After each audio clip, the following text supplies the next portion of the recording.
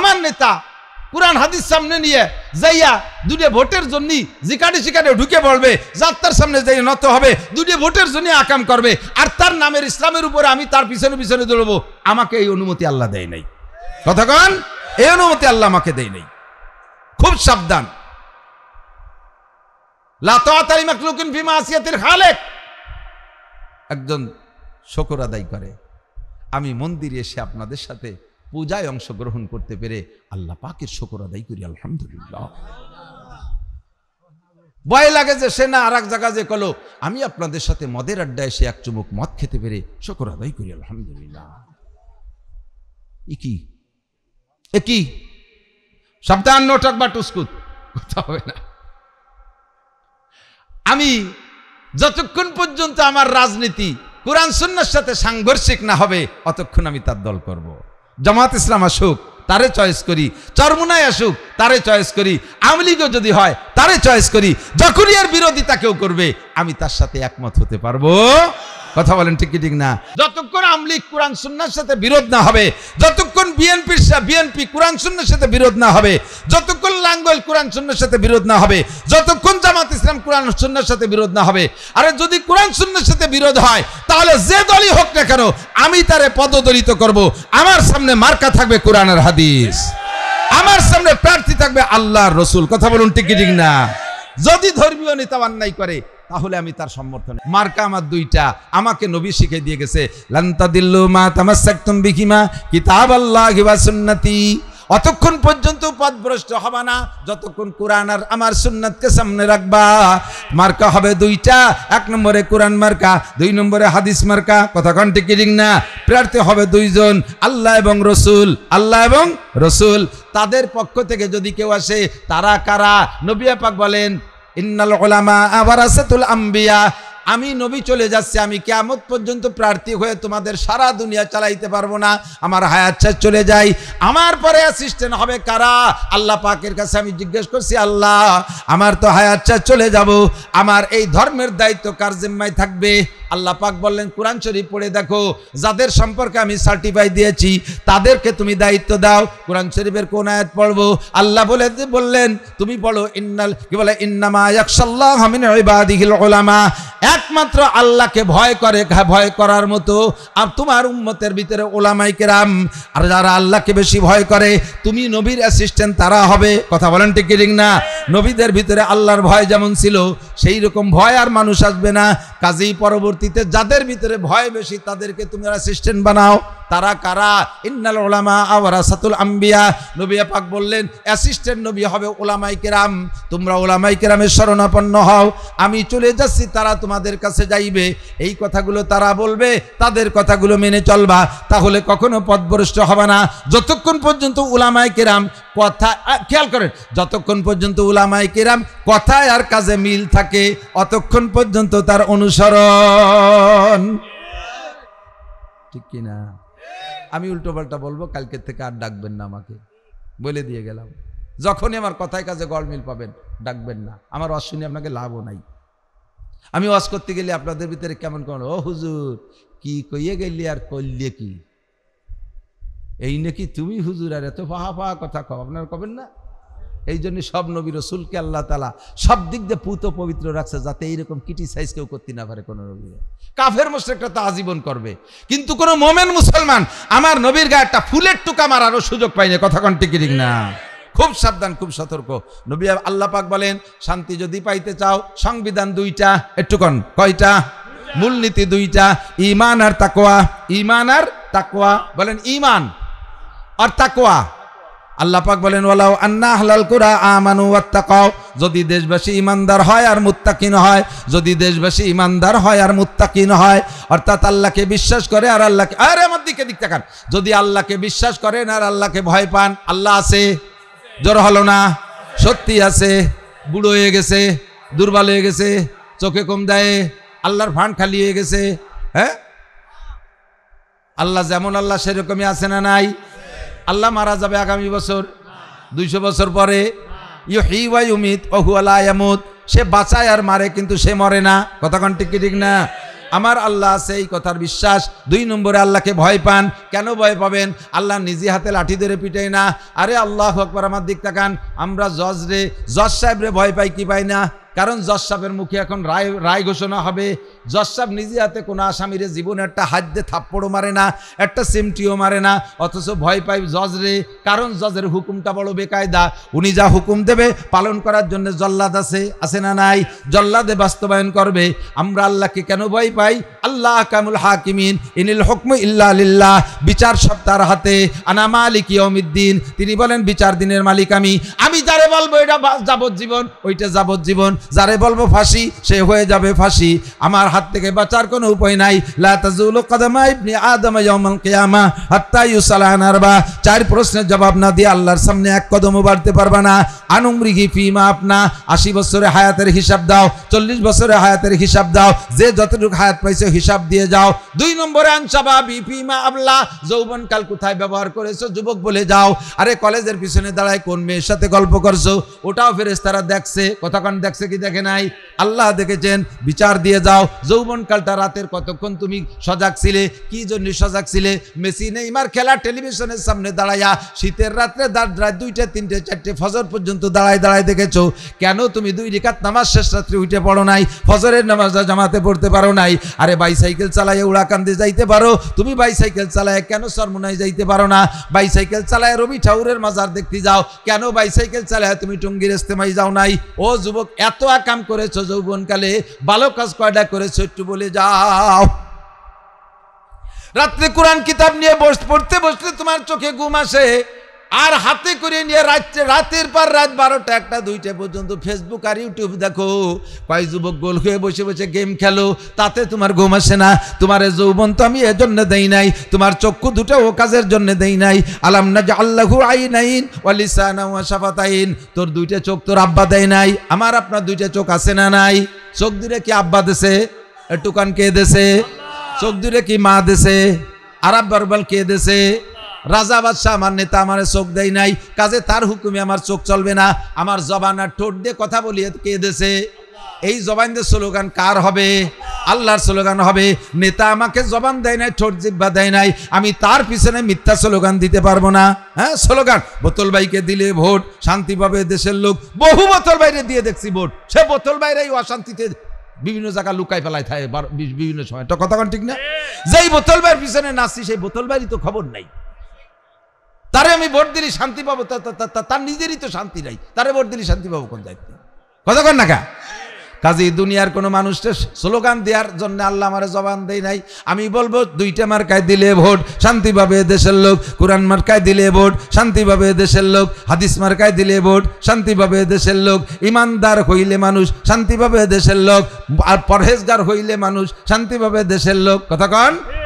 আমি চ্যালেঞ্জ করে বলে গেলাম, চ্যালেঞ্জ দিয়ে বলে গেলাম, ডক্টর ইউনূস সাহেব বর্তমান তো ক্ষমতায়, আগের সরকারও কইয়া বুঝতে পারি নাই, আর সামনে যারা আসবে তারা আমাদের এই কথাগুলো খাবে না। নির্বাচনের পরে বোঝা যাবে কিরা কটুক কি হচ্ছে, কারা আসবে তা আল্লাহই ভালো জানে। এইবার যে কি একটা খেলা শুরু হয়ে গেছে তো বুঝে উঠতে পারতেছি না। অন্যবার একটা ভাব হয় যে আমরা মনে হয় এবার কারা হবে তাই টের পাচ্ছে না, নির্বাচনের পর বোঝা যাবে। তো যেই কোরআনে কারিমের বাস্তব উদাহরণ হলো মুহাম্মদুর রাসূলুল্লাহ সাল্লাল্লাহু আলাইহি ওয়াসাল্লাম। শুনতেছেন আপনারা সবাই, খেয়াল করতেছেন? হুজুরে পাক সাল্লাল্লাহু আলাইহি ওয়াসাল্লাম কোরআন শরীফের একটা বাস্তব উদাহরণ। সিদ্দিকা আয়েশা রাদিয়াল্লাহু তাআলা আনহা উম্মুল মুমিনিন। সবাই একটু পড়ি রাদিয়াল্লাহু তাআলা আনহা। আনহু না আনহা, পুরুষ হলে আনহু একজন পুরুষ, আর একজন মহিলা হলে আনহা।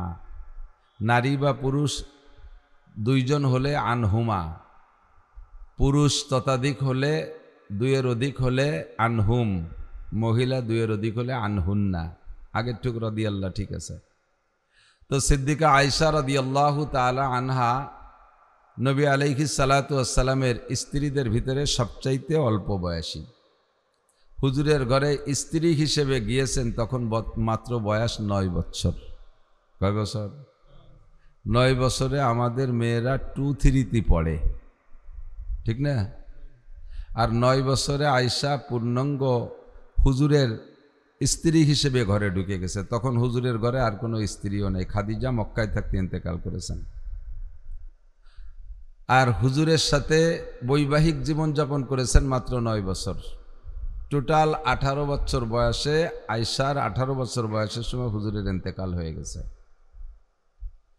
যে বয়সে আয়েশা বিধবা হয়েছেন বাংলাদেশের সংবিধানে সেই বয়স পর্যন্ত বিয়েরই অনুমতি নাই। 20তে বুড়ি নয়, 20-র আগে বিয়ে নয়। সুবহানাল্লাহ। 20তে বুড়ি নয়, 20-র আগে বিয়ে নয়। আল্লাহ। আর আয়েশা 9 বছর ঘর সংসার করে নবী পাকের সাথে 18 বছর বয়সে বিধবা হয়ে গেছে।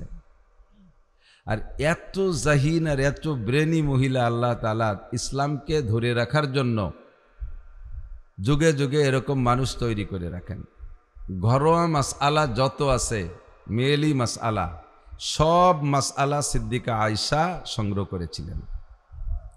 শুধু পারিবারিক না, সামাজিক রাজনৈতিক মাসালাও আয়েশা বিজ্ঞ যোগ্য আলেম ছিলেন।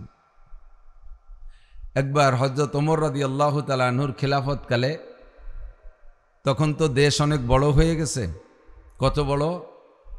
হযরত ওমর রাদিয়াল্লাহু তাআলা আনহুর খিলাফতের রাষ্ট্রের আয়তন ছিল 2,40,00,000 বর্গমাইল। একটু বলেন না সুবহানাল্লাহ। সুবহানাল্লাহ বললে আপনারই লাভ। 2,40,00,000 বর্গমাইল ওমরের দেশের আয়তন, প্রায় বাংলাদেশের সমান হবে না? অত বড় দেশের মানুষের বাথরুমগুলো এক জায়গা করলেও এই বাংলাদেশের চেয়ে বেশি জায়গা লাগে, ঠিক না? তো হযরত ওমর রাদিয়াল্লাহু তাআলা আনহুর রাষ্ট্রের আয়তন যখন বেড়ে গেছে, লোক বেড়ে গেছে, এই যত মধ্যপ্রাচ্যের যত দেশগুলো এখন, এগুলো সব এক একটা প্রদেশ ছিল। আর প্রাদেশিক গভর্নরও সাহাবায়ে কিরামদেরকে বানায় রেখেছিলেন। যখন দেশ বড় হয়ে গেছে তখন সংবিধান তৈরি করা প্রয়োজন হয়েছে। আমাদের মুসলিম সংবিধান হলো 2টা। কয়টা? 2টা কিতাব। আল্লাহ রসুল বলেন, তারাকতু ফীকুম আমরাইন লান তাদিল্লু মা তামাসসাকতুম বিহিমা কিতাবাল্লাহি ওয়া সুন্নতি। তোমরা অতক্ষণ পর্যন্ত পথভ্রষ্ট হবে না যতক্ষণ পর্যন্ত আল্লাহর কোরআন আর আমার সুন্নাতকে আঁকড়ে ধরে রাখতে পারবা। সংবিধান কয়টা? 2টা, কোরআন আর হাদিস। একটু বলি, কোরআন আর হাদিস। তো কোরআন এবং হাদিস দিয়ে সাহাবায়ে কেরাম চলছেন। যখন দেশ বড় হয়ে গেছে আর নতুন নতুন আবিষ্কারও শুরু হয়ে গেছে, তখন আবিষ্কারগুলো তো কোরআন হাদিসে নাই।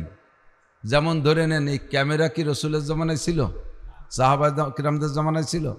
মোবাইল ছিল? এগুলো তো একেবারে শেষ প্রান্তে এসে আবিষ্কার হয়েছে, কম্পিউটার, এগুলো। তো ধীরে ধীরে সাহাবায়ে কেরামদের সামনের দিকে আগাচ্ছেন, আর এই নতুন নতুন আবিষ্কার আর নতুন নতুন ঝামেলা আসতেছে, সেগুলো সব কোরআন শরীফের মধ্যে নাই, হাদিসের মধ্যে নাই। এখন তার সমাধান করবে কি দিয়ে? কাজেই সাহাবায়ে কেরামদের 3 নম্বর দলিল হলো মুসলমানদের ইজমায়ে সাহাবা, সাহাবায়ে কেরামদের ঐক্যমত। সাহাবায়ে কেরামদের ঐক্যমতে যেটা সিদ্ধান্ত হবে এটাও মানা ফরজ, আল্লাহর অর্ডার, হুজুরে পাক সাল্লাল্লাহু আলাইহি ওয়াসাল্লামের অর্ডার।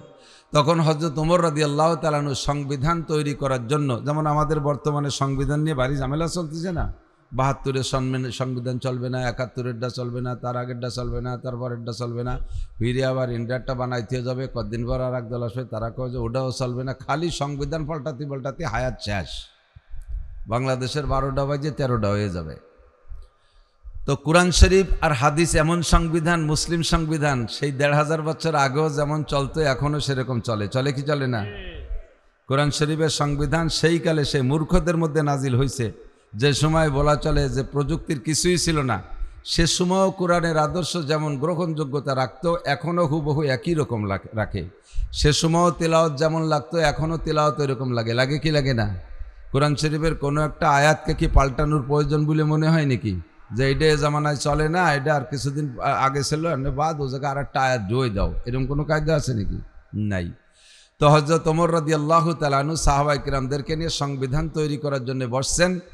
কোরআনকে আগে রাখবেন, যদি কোরআনে থাকে তাহলে সেটা, যদি কোরআনে না পাওয়া যায় হাদিসে খুঁজতে হবে, যদি হাদিসে না পাওয়া যায়, কোরআন হাদিস 2 জায়গা না পাওয়া গেলে এরপরে সাহাবায়ে কিরামদের ঐক্যমত।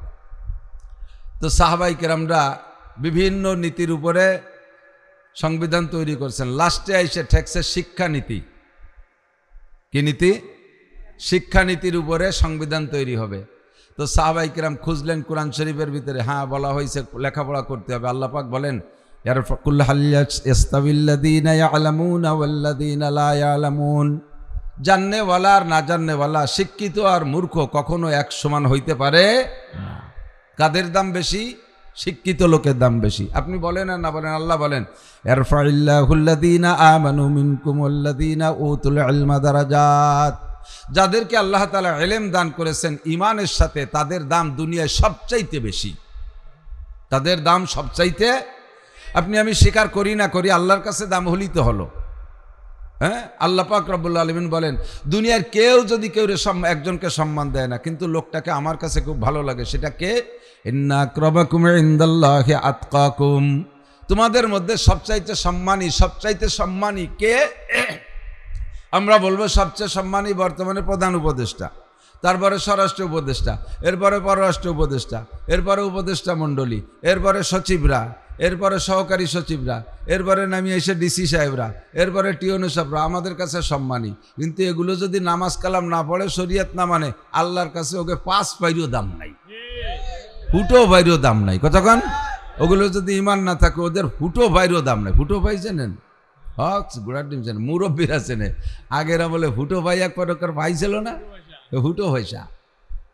যে ফুটো ভাইয়ের যে দাম তাও আল্লাহর কাছে নাই। কিন্তু এই সমাজে একটা লোক, চরম পড়িত লোক, তারে কেউ কোনো জায়গা ডাকে না। সমাজের যদি 99 জন ডাক পায় আর একজন বাদ যায়, তাহলে ওই বাদ যাওয়ার মধ্যে ওই লোকটা গরিব মানুষ, ফকির, ভিক্ষা করে, কোনো জায়গা ডাক পায় না। বরযাত্রী পাইকারি দরে চলে যায়, তবু ওরে থুয়ে যায়। এমন একটা পরিত্যক্ত লোক। এই লোকটা পাক্কা ইমানদার, 4 পয়সা হারাম, 1 পয়সা হারাম খায় না, বুঝে শুনে সগীরা কবিরা গুনাহ করে না, 5 ওয়াক্ত নিয়মিত নামাজ পড়ে, শেষ রাত্রে উঠে তাহাজ্জুদ পড়ে, ফজর বাদ 2.5 ঘন্টা দাওয়াতের মেহনত করে, আধা ঘন্টা তেলাওয়াত করে, 1 পয়সা হারাম ভক্ষণ করে না, কাউকে একটা গালিগালাজ করে না, আল্লাহকে 24 ঘন্টা ভয় করে চলে। আল্লাহ পাক বলেন সারা পৃথিবীর উপদেষ্টা, সারা পৃথিবীর সচিব, সারা পৃথিবীর প্রফেসর, কি বলা হয়, প্রেসিডেন্ট, প্রধানমন্ত্রী, সারা বিশ্বের সমস্ত বেঈমান বড় বড় অফিসারকে এক পাল্লায় রাখবা, আর এই যে ফকির মানুষটারে আর এক পাল্লায় রাখবা, এর ওজন হয়ে যাবে আকাশ পাতালের পার্থক্য। সবার চাইতে এই লোকটার দাম বেশি। ইন্না আক্রামাকুম ইনদাল্লাহি আতকাকুম, তোমাদের মধ্যে সবচেয়ে দামি যার ভিতরে আল্লাহর ভয় যত বেশি। ঠিক কি না? আল্লাহু আকবার। হযরত ওমর ইবনে খাত্তাব রাদিয়াল্লাহু তাআলা আনহু, সাহাবায়ে কিরামদের সাথে তো তুলনা চলে না কাহারও। তাদের ভিতরে তাকওয়া আর খোদাভীতির কোনো অভাব ছিল?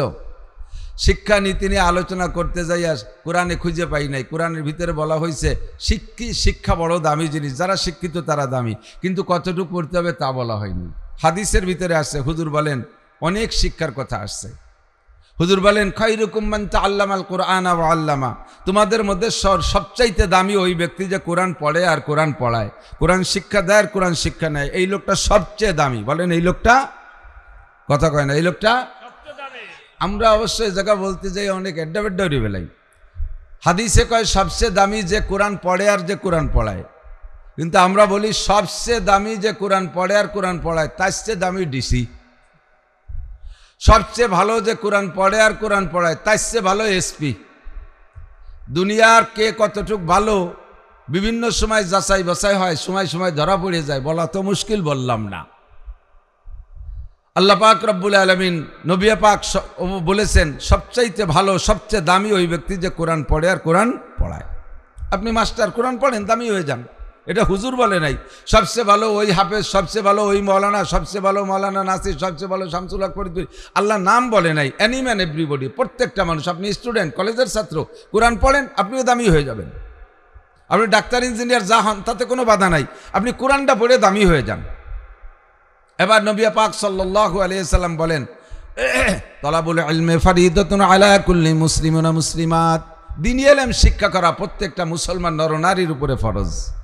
দ্বীনি ইলম শিক্ষা করা প্রত্যেকটা মুসলমান নরনারীর উপরে ফরজ। পরিমাণ কতটুকু? পুরুষরা শিখবে, বহুত বড় আলেম হবে, পুরুষরা বয়ান করবে, পুরুষরা ওয়াজ করবে, পুরুষরা ভাষণ দেবে, পুরুষরা গাড়ি চালাবে, পুরুষরা বিমান চালাবে, পুরুষরা ট্রাক চালাবে, পুরুষরা ইউনিয়ন চালাবে, পুরুষরা ওয়ার্ড চালাবে, পুরুষরা থানা চালাবে, পুরুষরা এমপির সিট চালাবে, পুরুষরা মন্ত্রণালয় চালাবে।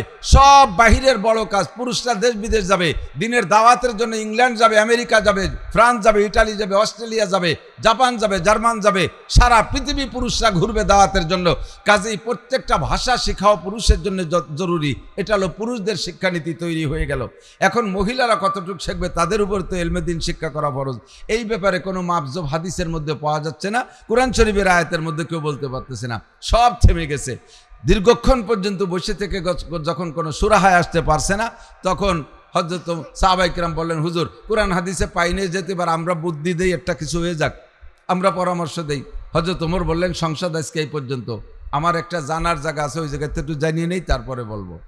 সংসদ ভেঙে দিয়ে ওনার মেয়ে হাফসা রাদিয়াল্লাহু তাআলা আনহা, নবী পাক সাল্লাল্লাহু আলাইহি ওয়াসাল্লামের স্ত্রী ছিলেন, হযরত সিদ্দিকা আয়েশার সতীন।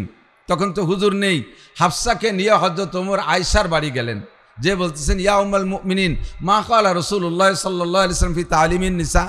মা আয়েশা, তুমি কি বলতে পারো নবী আলাইহিস সালাম নারীদের শিক্ষা সংক্রান্ত কিছু বলেছেন? তোমার কোনো হাদিস জানা আছে? যেখানে হযরত ওমর রাদিয়াল্লাহু তাআলা আনহু নবী পাককে নবুয়তি জিন্দেগি পাইছে 23 বছর, রোল নাম্বার 40 নম্বর সাহাবাদের কাতারে ভর্তি, রোল নাম্বার 40 হযরত ওমরের। যখন পরীক্ষার রেজাল্ট আউট হয়েছে, তখন 1 নম্বর আবু বকর, 2 নম্বর ওমর। এত বড় জলিলুল কদর সাহাবা। হুজুর বলে, লাউকানা বাদি নবিয়ান লাকানা ওমর, আমার পরে লাউকানা বাদি নবিয়ুন লাকানা ওমর, আমার পরে যদি আল্লাহ তাআলা কেউকে নবী বানাইতেন, আমার ওমরকে আল্লাহ নবী বানাইতেন। এত বড় এলেমের অধিকারী হযরত ওমরের দাবিতে আল্লাহ পাকের পক্ষ থেকে আগে আছে, যে সময় কোরআনের আয়াতটা নাজিল হবে এর অল্প আগে হযরত ওমরের ভিতরে ওই জাতীয় মাসালার চাহিদা প্রকাশ হয়েছে। হুজুর এইটা হলে ভালো হইতো না, বলতে বলতে আয়াত নাজিল হয়ে গেছে। এজন্য বলা হয় যে হযরত ওমরের দাবি অনুযায়ী আল্লাহ তাআলা 4টি পয়েন্টে 4 প্রকারের আয়াত নাজিল করছেন। কত বড় এলেমের অধিকারী সেই ওমর যাই আয়েশার কাছে বলতেছে, মা নবী আলাইহিস সালাতু ওয়াস সালাম নারীদের শিক্ষা সংক্রান্ত কিছু বলেছে, তোমার জানা আছে? আমি তো জানি টেনি না। সিদ্দিকা আয়েশা বলেন, কালাত নাম, জি খলিফাতুল মুসলিমিন, আমার জানা আছে। ক্বালা রাসূলুল্লাহ সাল্লাল্লাহু আলাইহি ওয়াসাল্লাম, আল্লিমুহুন্না সূরাতান নূর ওয়া লা তুআল্লিমুহুন্নাল কিতাবাতা। আমি নবী পাকের কাছ থেকে শুনেছি, আল্লিমুহুন্না সূরাতান নূর, নারীদেরকে সূরা নূর শিক্ষা দাও। সূরা নূরের ভিতরে পর্দার আয়াত আছে, সূরা নূরের ভিতরে নারীদের যত আমল সেগুলো বেশি বেশি আলোচনা আছে। সূরা নূর শিক্ষা দাও তথা কোরআন শিক্ষা দাও। নারীদের তিলাওয়াত শুদ্ধ করে শিক্ষা দাও, নারীদের কোরআনের তর্জমা পড়াইয়া দাও, তারা কোরআন থেকে মাসালা যাতে নিজেরা বুঝে বের করে আমল করতে পারে, এই জন্য নারীদের কোরআন পড়াও, বিশেষ করে সূরা নূরের শিক্ষা দাও। তবে একটা জিনিস খেয়াল রাখবা, ওয়ালা তুআল্লিমুহুন্নাল কিতাবাতা, নারীদেরকে লেখা শিখাবা না। কলেজ মাঠে বৈশা এ কথা বললে সম্পূর্ণ বিরোধ হইয়া যায়। সারা দুনিয়া ব্যাপী পুরুষের চাইতে নারীদের সংখ্যাও বেশি, নারীরা পড়তেছেও বেশি, এবং স্কুল কলেজে দেখা যায় মেয়েদের রেজাল্টও ছেলেদের চাইতে ভালো। আমরা মাদ্রাসাও করেছি নারীদের জন্য, মাদ্রাসাও দেখি ছেলেদের চাইতে মেয়েদের রেজাল্ট ভালো, মেয়েদের জবান ভালো, পরিষ্কার, কণ্ঠ চিকুন, মাত্র 1-1.5 বছরে হাফেজ হয়ে যায়। ছেলেদের 3-4-5 বছর লাগে। ছেলেরা দাড়ি দুড়ি গজায় যায়, বিটা হয়ে যায়, তবু হাফেজের কুলকিনারা ধরতে পারে না। মেয়েরা 1-1.5 বছরে হাফেজ হয়ে যায়। হাতের লেখা চমৎকার। এই যুগে আয়াতের হাদিসের সাথে বিরোধ সৃষ্টি হয়ে গেল। নবী পাক বলেন, ওয়ালা তুআল্লিমুহুন্নাল কিতাবাতা, নারীদেরকে লেখা শিখাবা না। বুঝে উঠতে পারলাম না ঘটনা কি। বিশ্বনবী মুহাম্মদুর রাসূলুল্লাহ যাহা বলেছেন তার ভিতরে অবশ্যই হিকমত নিহিত আছে। কথা বলেন ঠিক কি ঠিক না? আমার আপনার বুঝে না আসলেও তার ভিতরে কল্যাণী আছে। কেন বলেন, কিয়ামতের আগে তাকসুরুন নিসা তাকিল্লুর রিজাল। কিয়ামতের খেয়াল করতেছেন? হুজুর বলেন, কিয়ামতের আগে তাকসুরুন নিসা তাকিল্লুর রিজাল, নারীদের সংখ্যা বেশি হয়ে যাবে, পুরুষের সংখ্যা অনেক কমে যাবে। পার্সেন্ট কেমন হবে? 1-1 পুরুষের জিম্মায় 50 জন করে নারী চলে আসবে, স্ত্রী হিসেবে না। পুরুষ এমনভাবে নিধন হয়ে যাবে, পুরুষের প্রোটেকশনও কমে যাবে। দেখেন হাসপাতালগুলো যে দেখেন যেখানে সিজারে বাচ্চা বের হয়, এক সিজারের হাসপাতালের মালিক আমারে বলতেছে, হুজুর কয়েকদিনের ভিতরে আমার ক্লিনিকে 30টে বাচ্চা ডেলিভারি হয়েছে, তার ভিতরে 27টে মাইয়া আর 3টে মাত্র ছেলে। নারীদের প্রোটেকশন, মেয়েদের প্রোটেকশনও বেশি হবে। আবার বিভিন্নভাবে যুদ্ধ বিগ্রহের ভিতরে যায় পুরুষ নিধন হয়ে যাবে। অবশেষে যাইয়া পুরুষের সংখ্যা হবে 1-2%, আর নারীদের সংখ্যা হবে 98%। অর্থাৎ এক একজন পুরুষের জিম্মায় 50 জন করে মহিলা হবে। এবার মহিলারা যখন লেখাপড়া শিখে উচ্চ শিক্ষায় শিক্ষিত হয়ে যাবে, সংখ্যাগরিষ্ঠর দিক থেকে তারা চাকরি দখল করবে বেশি, তাদের যোগ্যতা বলে চাকরি নেবে বেশি, চাকরি সব ভ্যাকান্সিগুলো নারীরা দখল করবে। পুরুষরা সেই সময় টিকতে পারবে না। মেম্বার হবে মহিলা, চেয়ারম্যান হবে মহিলা, উপজেলায় চলে যাবে মহিলা, এমপি হবে মহিলা, মন্ত্রী হবে মহিলা, টিওনো হবে মহিলা, ডিসি হবে মহিলা, এসপি হবে মহিলা, সেনাবাহিনীতে থাকবে মহিলা, পুলিশ ডিপার্টমেন্টে মহিলা, সব জায়গায় মহিলার মহিলা হয়ে যাবে। হাজার হাজার পুরুষ তখন তারা এই সংখ্যালঘুত্বের কারণে ভোটের অভাবে তারা দুর্বল হয়ে পিছিয়ে পড়ে থাকবে। যুবকরা বিয়ে করতে পারবে না, কারণ চাকরি পাবে না, তারা চাকরি দখল করবে ওই জায়গার মহিলারা। মুরব্বীরা একটু সাক্ষী দেন, একটু বিরক্ত লাগতে পারে আপনাদের, তবে বাস্তবটা কয়ে ছুঁয়ে যাই। উচিত কথা কবরে মাসি, তাই আর একবার রাজপাট আসি আর না আসি। ছোটবেলায় আমরা স্কুলে পড়ছি, আমি প্রাইমারি কোয়ালিফিকেশন আমার, তার উপরে না, হাই স্কুলের বারান্দাও যাইনি, এমনি যাই। এখন ওই যে মেট্রিকাল আগে বিদায় দিতে জন্য মাঝে মাঝে দোয়া করতে যাই, কলেজে লাগে একটু দোয়া দিতে যাই, তাই জেলা ভর্তি যাইনি আমি ও জায়গা কোনোদিন। যখন আমরা প্রাইমারিতে পড়ছি, আমার ঘোড়াদাড়ি স্কুলে পড়ছি, ঘোড়াদাড়ি স্কুলে 5 জন শিক্ষক ছিলেন, 5 জনই পুরুষ ছিলেন, 5 জনই পুরুষ ছিলেন। আমরা আর শিক্ষকদের ভিতরে সম্পর্ক এমন ছিল, স্যারদের চোখের দিকে তাকানোর সাহস ছিল না। বিশেষ করে সেকেন্ড স্যার নামে যিনি ছিলেন, রবিন বাবু, উনি ঢুকলে মনে হতো যেন 5 থেকে নিয়ে ক্লাস 1 পর্যন্ত সব ছাত্রছাত্রীর পেশাব এসে গেছে ভয়তে। এমন একটা রোব আর গাম্ভীর্য নিয়ে স্যাররা থাকতেন। এখন সেই স্কুলে আমার বাচ্চা কাচ্চারা পড়ে 4 জন ম্যাডাম আর 1 জন পুরুষ। এই 4 ম্যাডামের ভালায় যদি একটা পুরুষ পড়ে, সে মাধ্য হয়ে যায় না? বিটিকে দাবটে, ওর কোনো আহরার ক্ষমতা থাকে? আর ম্যাডামকে যোগ্যতা কতটুক? আমরা ছোটবেলায় বাড়ি থেকে যদি অন্যায় করতাম, আমাদের গার্জিয়ানরা মাস্টারদের কাছে নালিশ করার ভয় দিত, তোর স্যার রে কয়ে দিবানি, এই করলে আমাদের কাম সারা। আর এখন ফুলা মানে স্কুলে আকাম করে, সে জায়গায় কিছু করতে পারে না, তারা যায় গার্জিয়ান, আপনার সাল এই হচ্ছে, আপনার মাই এই হচ্ছে, আমার উড়না কেড়ে নিয়ে গেছিল, সেদিন আমার বিস্কুট খেয়ে ফেলাইতেছে। এই ভ্যানভ্যানানি শুরু হয়েছে।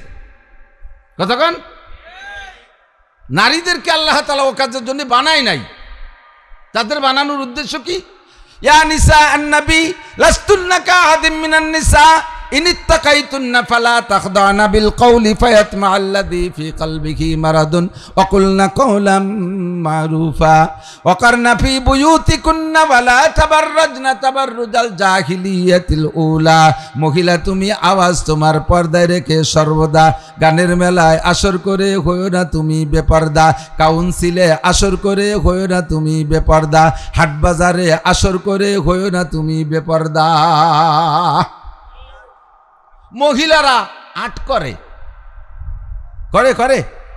সুবহানাল্লাহ। আপনাদের রাজপাটের হাটে তো কোনো মহিলা বাজার করতে আসে না।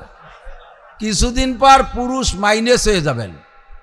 মহিলারা বলবে পুরুষরা কি বেহায়া, আটে চলিয়েছে।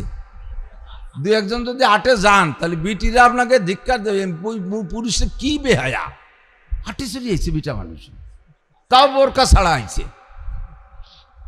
আপনাকে খেপাবে, ভেঙ্গাবে।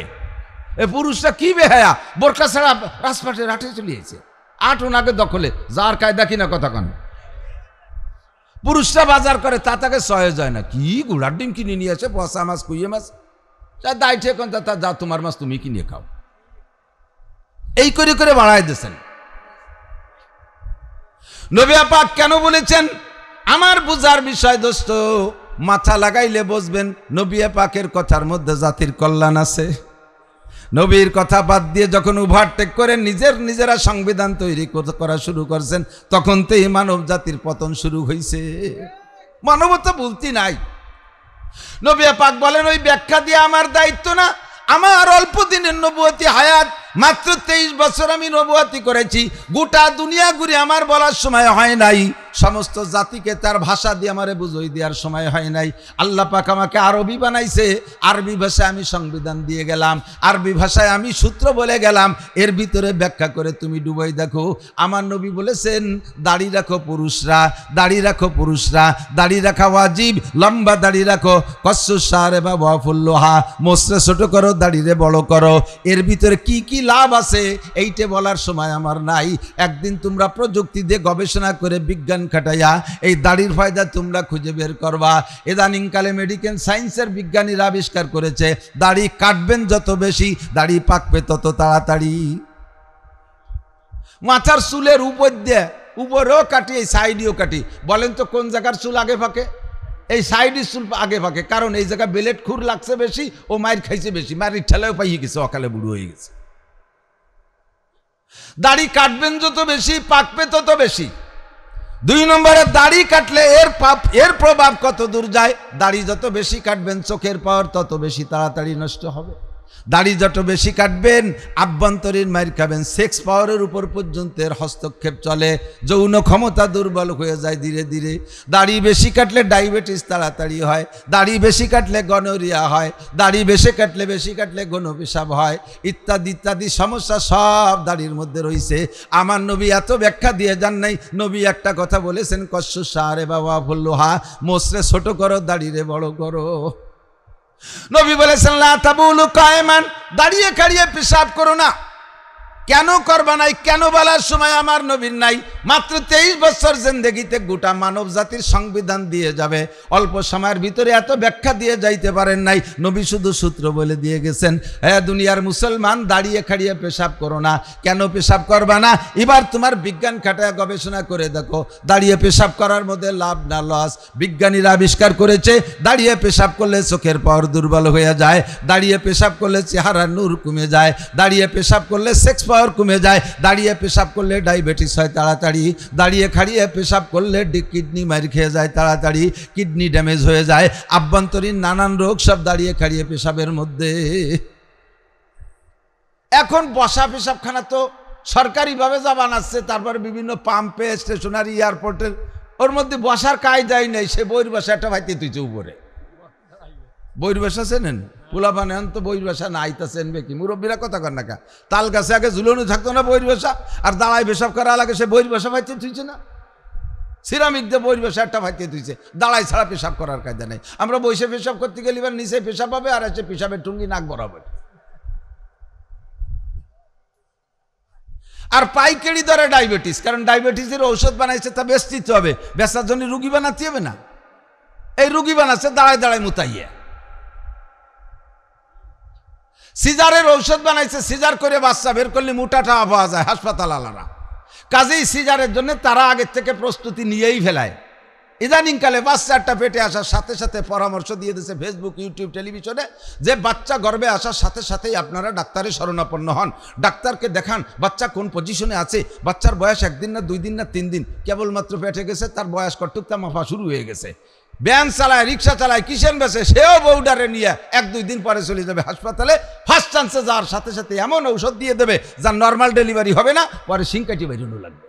কারণ ওনার সিংকাটা পদ্ধতি আবিষ্কার করছে, ওর বেশি তো খাতে হবে, তা সেতে কামাই করতে হবে। এই জন্য সেই যাতে সিজারে আসে, তার জন্য যে মেডিসিন দরকার সে মেডিসিন দিয়ে তুইছে। করোনার নাম দিয়ে ধোঁকা দিয়া, করোনার নাম দিয়ে একটা ধোঁকা, করোনা ধোঁকা। করোনা কি 100% ধোঁকা, বিশ্বাস হয় না? করোনার ধোঁকা দিয়ে স্কুল কলেজ ইউনিভার্সিটি 3 বছর বন্ধ করে রাখছে, কোনো জায়গায় লেখাপড়া নাই, গণসংযোগ সব বাদ, হাট বাজার চলতেছে, সে জায়গা করোনা নাই, করোনা ঢুকছে মসজিদ মাদ্রাসার শিক্ষা প্রতিষ্ঠানে। ঠিক না? এটা একটা অপকৌশল।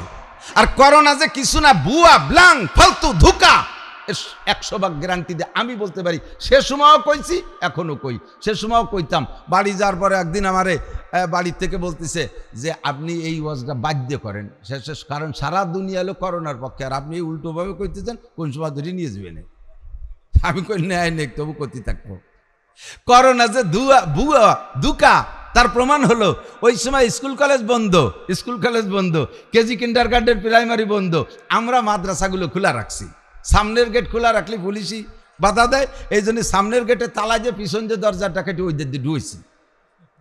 এদিকে প্রাইমারি কেজি কিন্ডারগার্টেনে পোলাপান যাইতে পারতেছে না, বাড়ি থাইয়ে মা বাপরে জ্বালায় কাছে, আব্বা টাহা দাও, মামা খাবো, মা টাহা দাও, নানা খাবো, এই মামা নানা পটেটো আর খাতি মা রাসল ছিঁড়ে বেলায় দেয়, বাপের পকেট খালি বেলাইছে, ওদিকে বাপের ইনকাম নাই, লকডাউনে ডাউনি শুয়ে পড়ছে। কি করবে? কয় যে দেয়া হদি কোন তো স্কুলে গেলি তো বাঁচতাম, তাকে সে বন্ধ হয়ে যে মাদ্রাসাটা খোলা আছে নাকি?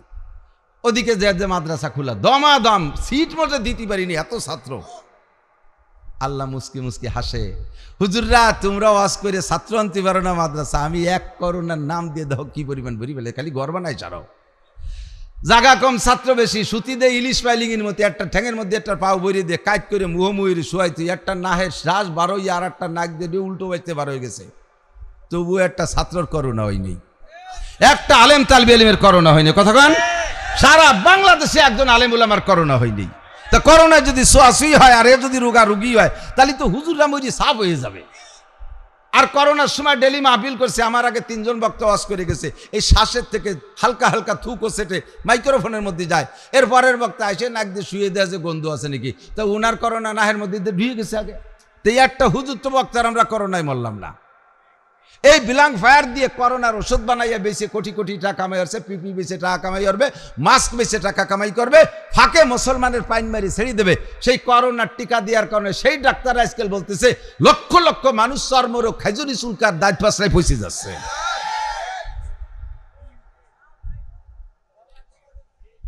ঠিক কিনা? আর আমার নবী কি কইছে? নবী উসুল বলে দিয়েছে, লা আদওয়া ওয়ালা তিয়ারাতা ওয়ালা হামাতা ফিল ইসলাম। ইসলামের মধ্যে সোয়াসুই বলতে কিছুই নাই, লা আদওয়া এর ভিতরে সংক্রমক বলতে কিছুই নাই, সংক্রমণ ইসলামে বিশ্বাস করেন না, লা আদওয়া ওয়ালা তিয়ারাতা। আর এর ভিতরে ইসলামের ভিতরে কোনো লক্ষণ পক্ষণ বিশ্বাস করে না। অমুসলমানরা লক্ষণে বিশ্বাসী, অমুসলমানরা লক্ষণে বিশ্বাসী। এই শনি মঙ্গলবারে কোনো দিক জাতি নাই, মরাসানে বিয়ে হত্তি নাই, ভাদ্র মাসে বিলেই পার হত্তি নাই, কয় না কয় না। এই যে লক্ষণে মুসলমান বিশ্বাস করে না। সব দিন মরাসান তাজাসানের মালিক কে? জোর হলো না কে? শনি মঙ্গলবারের মালিক কে? বিশেষ কারণে কোন বারের একটু বরকত আল্লাহ পাক রেখেছেন। হাদিসে আছে, মা মিন শাইইন বুদিয়া ফি ইয়াউমিল আরবা ইল্লা ওয়াকাত তাম্মা। যে কোনো ভালো কাজ বুধবারে শুরু করলে আল্লাহ তাআলা সেটা সম্পূর্ণ করার তৌফিক দান করে।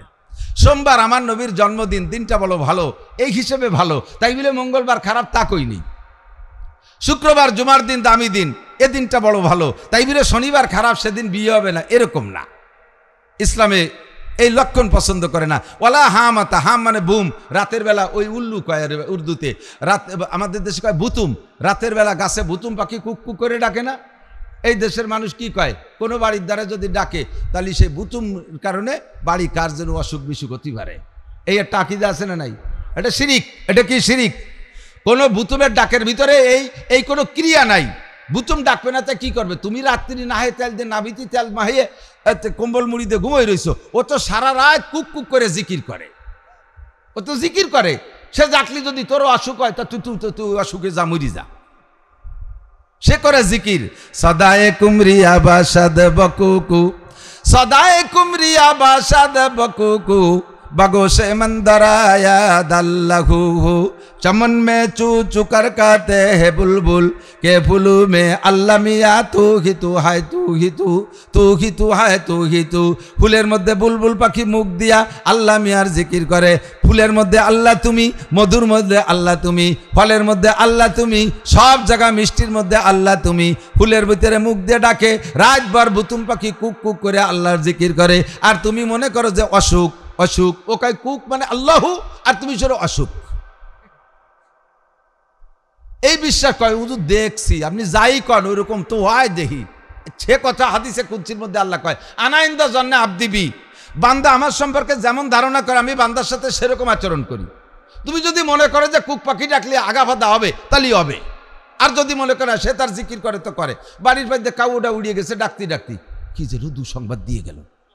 তা কাউটা বাড়ির মধ্যে ডাকছে কি কইয়া, কা কা করে, তার কি কাকা ছাড়া আর কিছু আছে? সে কি কোরআন শরীফ পড়তে পড়তে যাবে? তোরা কাবা বেটা তো আলিফ বেও পারিস না, তারে কোরআন শরীফ পড়তে কাউকে। সে ডাকলি যদি তোকে গজব হয় তা ও গজব। বুঝতে হবে কাক তার ডাক ডাকে, সে আল্লাহর জিকির করে, কথা কোন ঠিক না? আমরা সেগুলোকে কোনো ক্রিয়াশীল মনে করব না। লা আদওয়া ওয়ালা তিয়ারাতা ওয়ালা হামাতা বিল ইসলাম, বিশ্বাস করি নাই। নবী পাক উসুল বলে দেশে, তুমি ওর মধ্যে গবেষণা করে ঢুকে দেখো কি আছে না আছে। আমার নবী বলছেন, এদিক খেয়াল করেন, আমার নবী বলছেন তোমরা কি করো, পাগড়ি পরো, আলাইকুম বিল আমায়েম, পাগড়ি পরো, তোমরা পাগড়ি পরো। নবী কি বলছেন? পাগড়ি পরার কথা বলছেন। সুন্নত পাগড়ি পরে না, আলাইকুম বিল আমায়েম ফান্না সুন্নাতুল মালাইকা, পাগড়ি পরা ফেরেশতাদের সুন্নাত। দাখালা রাসূলুল্লাহ সাল্লাল্লাহু আলাইহি ওয়াসাল্লাম মক্কাতে ইয়াউমুল ফাতহ ওয়া আলাইহি ইমামাতুন সাউদা, মক্কা বিজয়ের দিন নবী যখন মক্কা ঢুকেন, সাহাবী বর্ণনা করেন আমার নবীর মাথায় ছিল কালো রঙের পাগড়ি। হুজুর কালো পাগড়ি পরতেন, আবার কখনো সাদা পাগড়ি পরতেন, আবার কখনো সবুজ পাগড়ি পরতেন। বদরের যুদ্ধে মুসলমানদের পক্ষে সাহায্য করার জন্য খমসে আলাফি মিনাল মালায়েকাতে মুসাফিমিন 5000 ফেরেশতা পাঠিয়েছেন। বলেন সুবহানাল্লাহ। আরে ভাই দাওয়াত দেই, আইসে গেলে একটু না করতে বলি ভালো ঠেকতেছে না। আপনারা হজে যাবেন, যাবেন হজে, একটুখান যাবেন? কারা কারা যাবেন? অনেকে হাত উঠে নাই হয়েছে না, খালি গেলে হাত উঠে লাভ কি? যাবেন না? নিয়ত তো রাখতে পারেন। আল্লাহ কবুল করুক, বলেন আমিন। সময় থাকতে যাবেন, ওই 80-90 বছর বয়সে যাইয়ে ঠেলা গাড়িতে ঘুরিয়ে বেড়াবেন, কিছু দেখতে পারবেন না। মনে জবালে নূর পাহাড়, যেটাকে গারে হেরা বলে, খুব উঁচু একটা পাহাড়। আমরা পাতলা মানুষ, আমাদেরই প্রায় 45-50 মিনিট লেগে যায় উঠতে। আর আপনি 80 বছরে যাই ওখানে যায় খালি একটা উপর দিকটা নিচে ছাড়বেন, সময় মতো আসতে পারলাম না, উঠতে পারলাম না, হাই ফাই চাইয়ে গাইমিয়ে ঘুমিয়ে চলে আসবেন। আরো বহুত জায়গা আছে দেখার। এবার যাই হজের পরে গেছিলাম আমরা, তো যাইয়া একটা পাহাড়ের নাম হচ্ছে জাবালে দাক্কা, সমতলের থেকে 10,000 ফিট উঁচু, সমতলের থেকে 10,000 ফিট উঁচু। এমনি মক্কা থেকে তায়েফ 6,000 ফিট উঁচু, তায়েফের ভিতরে ওই পাহাড়টা আবার 4,000 ফুট উঁচু। এর গাড়ি ঘুরে ঘুরে উপরে উঠা যায়। আমি শেষ পর্যন্ত উঠছি উপরে, নিচেই গরম, উপরে যাইয়ে ঠান্ডায় কালাই গেছি, শীত হয়ে গেছে, মেঘ গেসব পানি, মানে বাতাস এসে গায়ে লাগে। আল্লাহু আকবার। তো হজে যাব না ইনশাআল্লাহ? আল্লাহ তাআলা সবাইরে যার তৌফিক দান করে, সবাইরে কবুল করে, বলেন আমিন। কি বলতে যে যেন সরে যাই মাঝে মাঝে। আল্লাহু আকবার। তো নবী আলাইহিস সালাতু ওয়াস সালাম আমাদের জন্য সুন্নতের কি বলা হয় উসুল তৈরি করে দিয়ে গেছেন। হুজুর বলছেন হুজুর উসুল দিয়ে গেছে। তুমি কি করো, আলাইকুম আমায় যাও, মনে পড়ছে। তো এবার গিয়েছিলাম বদরে, সবাই যাবেন, আমি দোয়া করি আল্লাহ যেন সবাইরে যার তৌফিক দেয়। বদরে যাবেন, ঈমান বেড়ে যাবে। 14 জন সাহাবা বদরি, জান্নাতি সাহাবা, যারা শহীদ হয়েছে বদরে, নির্ঘাত সন্দেহ নাই তারা জান্নাতি। শুধু শহীদ না, বদরের যুদ্ধে 313 জনের ভিতরে 14 জন শহীদ হয়েছে আর 299 জন ফিরে আসছে। এই 299 জন এমন মর্যাদা সম্পন্ন মুজাহিদ, আল্লাহ পাক রব্বুল আলামিন তাদের সম্পর্কে বলে গফিরা লাহু মা তাকাদ্দামা মিন যামবি ওয়া মা তাআক্কার, তাদের আগেও পিছে সব গুনাহ আল্লাহ মাফ করে দিয়েছে। বদরের যুদ্ধের থেকে আসার পরে যদি ওই 299 জন আর এক ওয়াক্ত নামাজও না পড়তেন, তবুও তাদের কোনো গুনাহ হতো না, তারা বিনা হিসেবে জান্নাতি। এমন সম্মানে সম্মানিত হয়েছে। 14 জনের নাম একটা অলের গায়ে লেখা আছে, সেখানে দাঁড়িয়ে দোয়া করলাম, মনে হয় যেন আমি যা বলতেছি সব কবুল হয়ে যাচ্ছে, এমন লাগতেছে। যেখানে হুজুর দাঁড়িয়েছিলেন, যেখানে যে ঘরের ভিতরে হুজুর ছিলেন, যে গুহার ভিতরে, সব দেখে আসছে আলহামদুলিল্লাহ। যাবেন, ওর পাশে একটা পাহাড় আছে, খমসাতু আলাফি মিনাল মালাইকা, ওই পাহাড়টার নামই হলো জাবালে মালাইকা, ফেরেশতা পাহাড়। এইটা সম্পূর্ণ বালি দিয়ে, একটা পাথর নাই, একটু মাটি নাই, একেবারেই সে যে কি বালি, মানে স্বর্ণের মতো চিকচিক করতেছে, একেবারে সোনার রং। মনে হয় যেন ওই বালিরে রিফাইন করলে সোনা হবে, এত চিকচিকে বালির পাহাড়, একটু বালি সরতেছে না, বিশাল পাহাড়, উপর পর্যন্ত মনে হয় হবে মানে 1000-1500 ফিট উঁচু হবে এই পাহাড়। এরপর 5000 ফেরেশতা আছে, আলাইহিম ইমামাতুন খাজরা, তাদের মাথায় ছিল সবুজ পাগড়ি, মাথায় ছিল সবুজ পাগড়ি। এই ফেরেশতারা এখান থেকে দল ধরে যায় বদরের থেকে খানিক দূরে, ওখানে নামিয়ে তারপরে দল নিয়ে তারপরে বদরের প্রান্তে যাইয়া মারছে, জোড়া মারামারি দিয়েছে, 70 ডরে বাড়ই শোয়াই বেলায় দিয়েছে। আল্লাহু আকবার। তো ফেরেশতারা পরতেন সবুজ পাগড়ি। আমাদের সরমুনের পিসাবের হুজুরের ভক্তবৃন্দরা সবুজ পাগড়ি পরে, ঠিক না?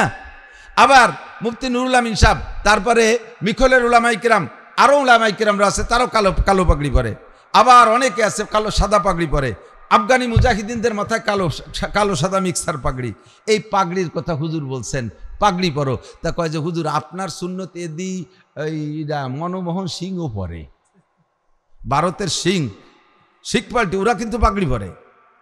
মনমোহন সিংয়ের মাথায় যে পাগড়ি, এই পাগড়ি ডেলি পরাই দেওয়ার জন্য যেই কর্মচারী, তারও বেতন বলে 2 লাখ টাকা, খালি পাগড়ি বাঁধিয়ে দেবে। যে সময় মনমোহন সিং প্রেসিডেন্ট ছিল, তাই তারাও তো পাগড়ি পরে। তাহলে তাদের পাগড়ি আর আমাদের পাগড়ি, হুজুরকে পার্থক্য হলো তাদের পাগড়ির নিচে টুপি নাই, তোমরা পাগড়ির নিচে টুপি পরবা। যদি পাগড়ি নাও পারো কমপক্ষে টুপিটা পরবা। এই টুপির ভিতরে নবী টুপি পরতে বলছেন। কিন্তু আমরা এটাকে অনেকেই অবজ্ঞা করি। খালি মাথায় নামাজ পড়ে, কয় টুপি কি নামাজের কিছু নাকি, টুপি না বললি নামাজ হয় না। এই একটা চরে না হলি ইডা না হলি হয় না, উডা না হলি হয় না, এই কয়ে আস্তে আস্তে সব বাদ দেওয়া শুরু করে দিছে। কতক্ষণ পাঞ্জাবি না হলি নামাজ হয় না, গেঞ্জি ভরে নামাজ হয় না, প্যান্ট ভরে নামাজ হয় না, লুঙ্গি ছাড়া হবে না, ডিলে জামা ছাড়া হবে না, এ না হলি হয় না, ও না হলি, এই কয়ে একটা চরে বাদ দিচ্ছে। সব জায়গার সুন্নতগুলো এই আকাম করে বাদ দিচ্ছে। দোস্ত, এবার মেডিকেল সায়েন্সের বিজ্ঞানীরা ওর মধ্যে ডুবইয়া গুটে ঘেটে দেখে যে মুহাম্মদুর রাসূলুল্লাহ মহাবিজ্ঞানী, তার এই টুপির হুকুমের ভিতরে অনেক ফায়দা রয়েছে। যত মেডিকেল স্টুডেন্ট আছে, যত মেডিকেল প্রফেসর আছে, যাবেন মেডিকেল কলেজে যাবেন, হাসপাতালে যাবেন, সমস্ত নার্স, হাসপাতালের ডাক্তার এবং ওর ভিতরে যারা আছে, সকলের ডিউটিকালে, রুগী পরিদর্শনকালে বা রুগী চিকিৎসাকালে কমপক্ষে মাথায় ক্যাপ পরে কি পারে না? কেন পারে? মুহাম্মাদুর রাসূল, তোমাদের মুহাম্মদ বড় বিজ্ঞানী ছিল, মাথার চুলের ভিতরে জার্ম জীবাণু ঢুকে মানুষকে ওই রোগে আক্রান্ত করে ফেলতে পারে। এই জন্যই টুপি দিয়ে মাথাটাকে ঘিরে রাখতে হয় যাতে চুলির মধ্যে দিয়ে না ঢোকে। তবে তোমাদের মুহাম্মদ এ ব্যাপারে তো সত্যি বিজ্ঞানী, কিন্তু মুহাম্মদ যদি আর একটু বাড়াই দিয়ে যেত তাহলে সমস্যা হতো না। সেটা কি? তোমাকে টুপিতে বারেন্দা নাই, বারেন্দা না থাকার কারণে খরা লাগে, চোখ নষ্ট হয়ে যায়। এই হলো আমাকে কুবুদ্ধি দিয়া শুরু হচ্ছে। তাহলে কি করা যায়? টুপি তোমাদের ভালো কাজ, ওর সাথে একটা বারেন্দা লাগাই নাও। বারেন্দা হলে তার নাম হবে ইংরেজিতে ক্যাপ। বারেন্দা কি সামনে না পিছনে? সামনে। কথাটা কত যুক্তিসঙ্গত। একটা বারেন্দা সামনে থাকলে চোখে ছায়া পড়ে, কপালে খরা লাগে না, ভালো ঠেয়। কি সুন্দর করে বুঝাইছে। উদ্দেশ্য তার ভিতরে আন্ডারগ্রাউন্ডে অন্য কিছু, সেইটি আপনারা বুঝতে দেয় নাই। এমনভাবে হাইলাইট করছে তার বক্তব্যটারে, আপনারা সেই গোপন তথ্য বুঝতে দেয় নাই। সেটা হলো বারেন্দাটা যদি সামনে লাগাও তাহলে তুমি ওই টুপি ভরে সিজদা দিতে পারবা না, আর বারেন্দালা টুপির কারণে শেষ করে নামাজি ছেড়ে দিবা। অপকৌশল ঢুকছে কোন জায়গায় দিয়ে? নবী পাক এজন্যই বলেন, মান তামাসসাকা বিসুন্নতি ইনদা ফাসাদে উম্মতি ফালাহু আজরু মিয়াতি শাহীদ। যেই সময় মুসলমানদের অলসতার কারণে, আমাদের মুসলমানদের খেয়াল করে না, যে সময় মুসলমানদের অলসতার কারণে অথবা অমুসলমানদের অপষড়যন্ত্রের শিকার হইয়া তোমাদের মধ্য থেকে এভাবে একটা একটা করে সুন্নাত বিলুপ্ত হতে থাকবে, একটা করে সুন্নাত বিলুপ্ত হতে থাকবে। নিচে দস্তারখান বিছিয়ে খানা খাইলে কয় পেট ভরে খানা খাওয়া যায় না, এই জন্য টেবিলের উপরে ভাত রয়ে চেয়ারে পারবো, সে একেবারে বাঁশের সুঙ্গ কায়দায় গাদাবা পরাণ বেরিয়ে ভ্যাট বেরিয়ে খাতি পারবা। রান্ধি বান্ধে যদি রান্না বান্না করে ঠিক মতো খাতি না পারো, এই হয় আর কুজ হয়ে বসে গেলে খাওয়া যায় না। এই জন্য চেয়ার টেবিল আইডিয়ে দিয়েছে, ফাঁকে দস্তারখানটা বাদ হয়ে গেছে। কতক্ষণ? যখন মুসলমানদের ষড়যন্ত্রের শিকার হইয়া মুসলমানদের ভিতর থেকে সুন্নাতগুলো চলে যেতে থাকবে। হে আমার প্রাণ প্রিয় কলেজ স্টুডেন্ট, আমার দেশের বাপ ও ভাইয়েরা, একটু লক্ষ্য করে শুনুন। আল্লাহ নবী বলেন, ওই সময় যদি একটা সুন্নতকে মহাব্বত করে জিন্দা করার উদ্দেশ্যে আমল করো, তাহলে উহুদ আর বদরে যাইয়া যেই সকল সাহাবায়ে কেরাম শাহাদত বরণ করেছে, তোমার বাংলাদেশি শহীদ না, আরে উহুদ বদর খন্দকে যে যারা শাহাদত বরণ করেছে, এই রকম শহীদের 100 শহীদের যেই নেকি, একটা সুন্নতের বিনিময়ে আপনাকে সমপরিমাণ নেকি দান করা হবে। বদরের শহীদরা কত দামি শহীদ, ওহুদের শহীদরা কত দামি শহীদ। ওহুদের শহীদদের ভিতরে একজনের নাম সাইয়্যিদুশ শুহাদা হামজা রাদিয়াল্লাহু তাআলা আনহু, নবী পাকের প্রিয় চাচা। 80-র উপরে তীর তরবারির আঘাত খেয়ে শাহাদত বরণ করেছে, চেহারাটা চেনা যাচ্ছিল না।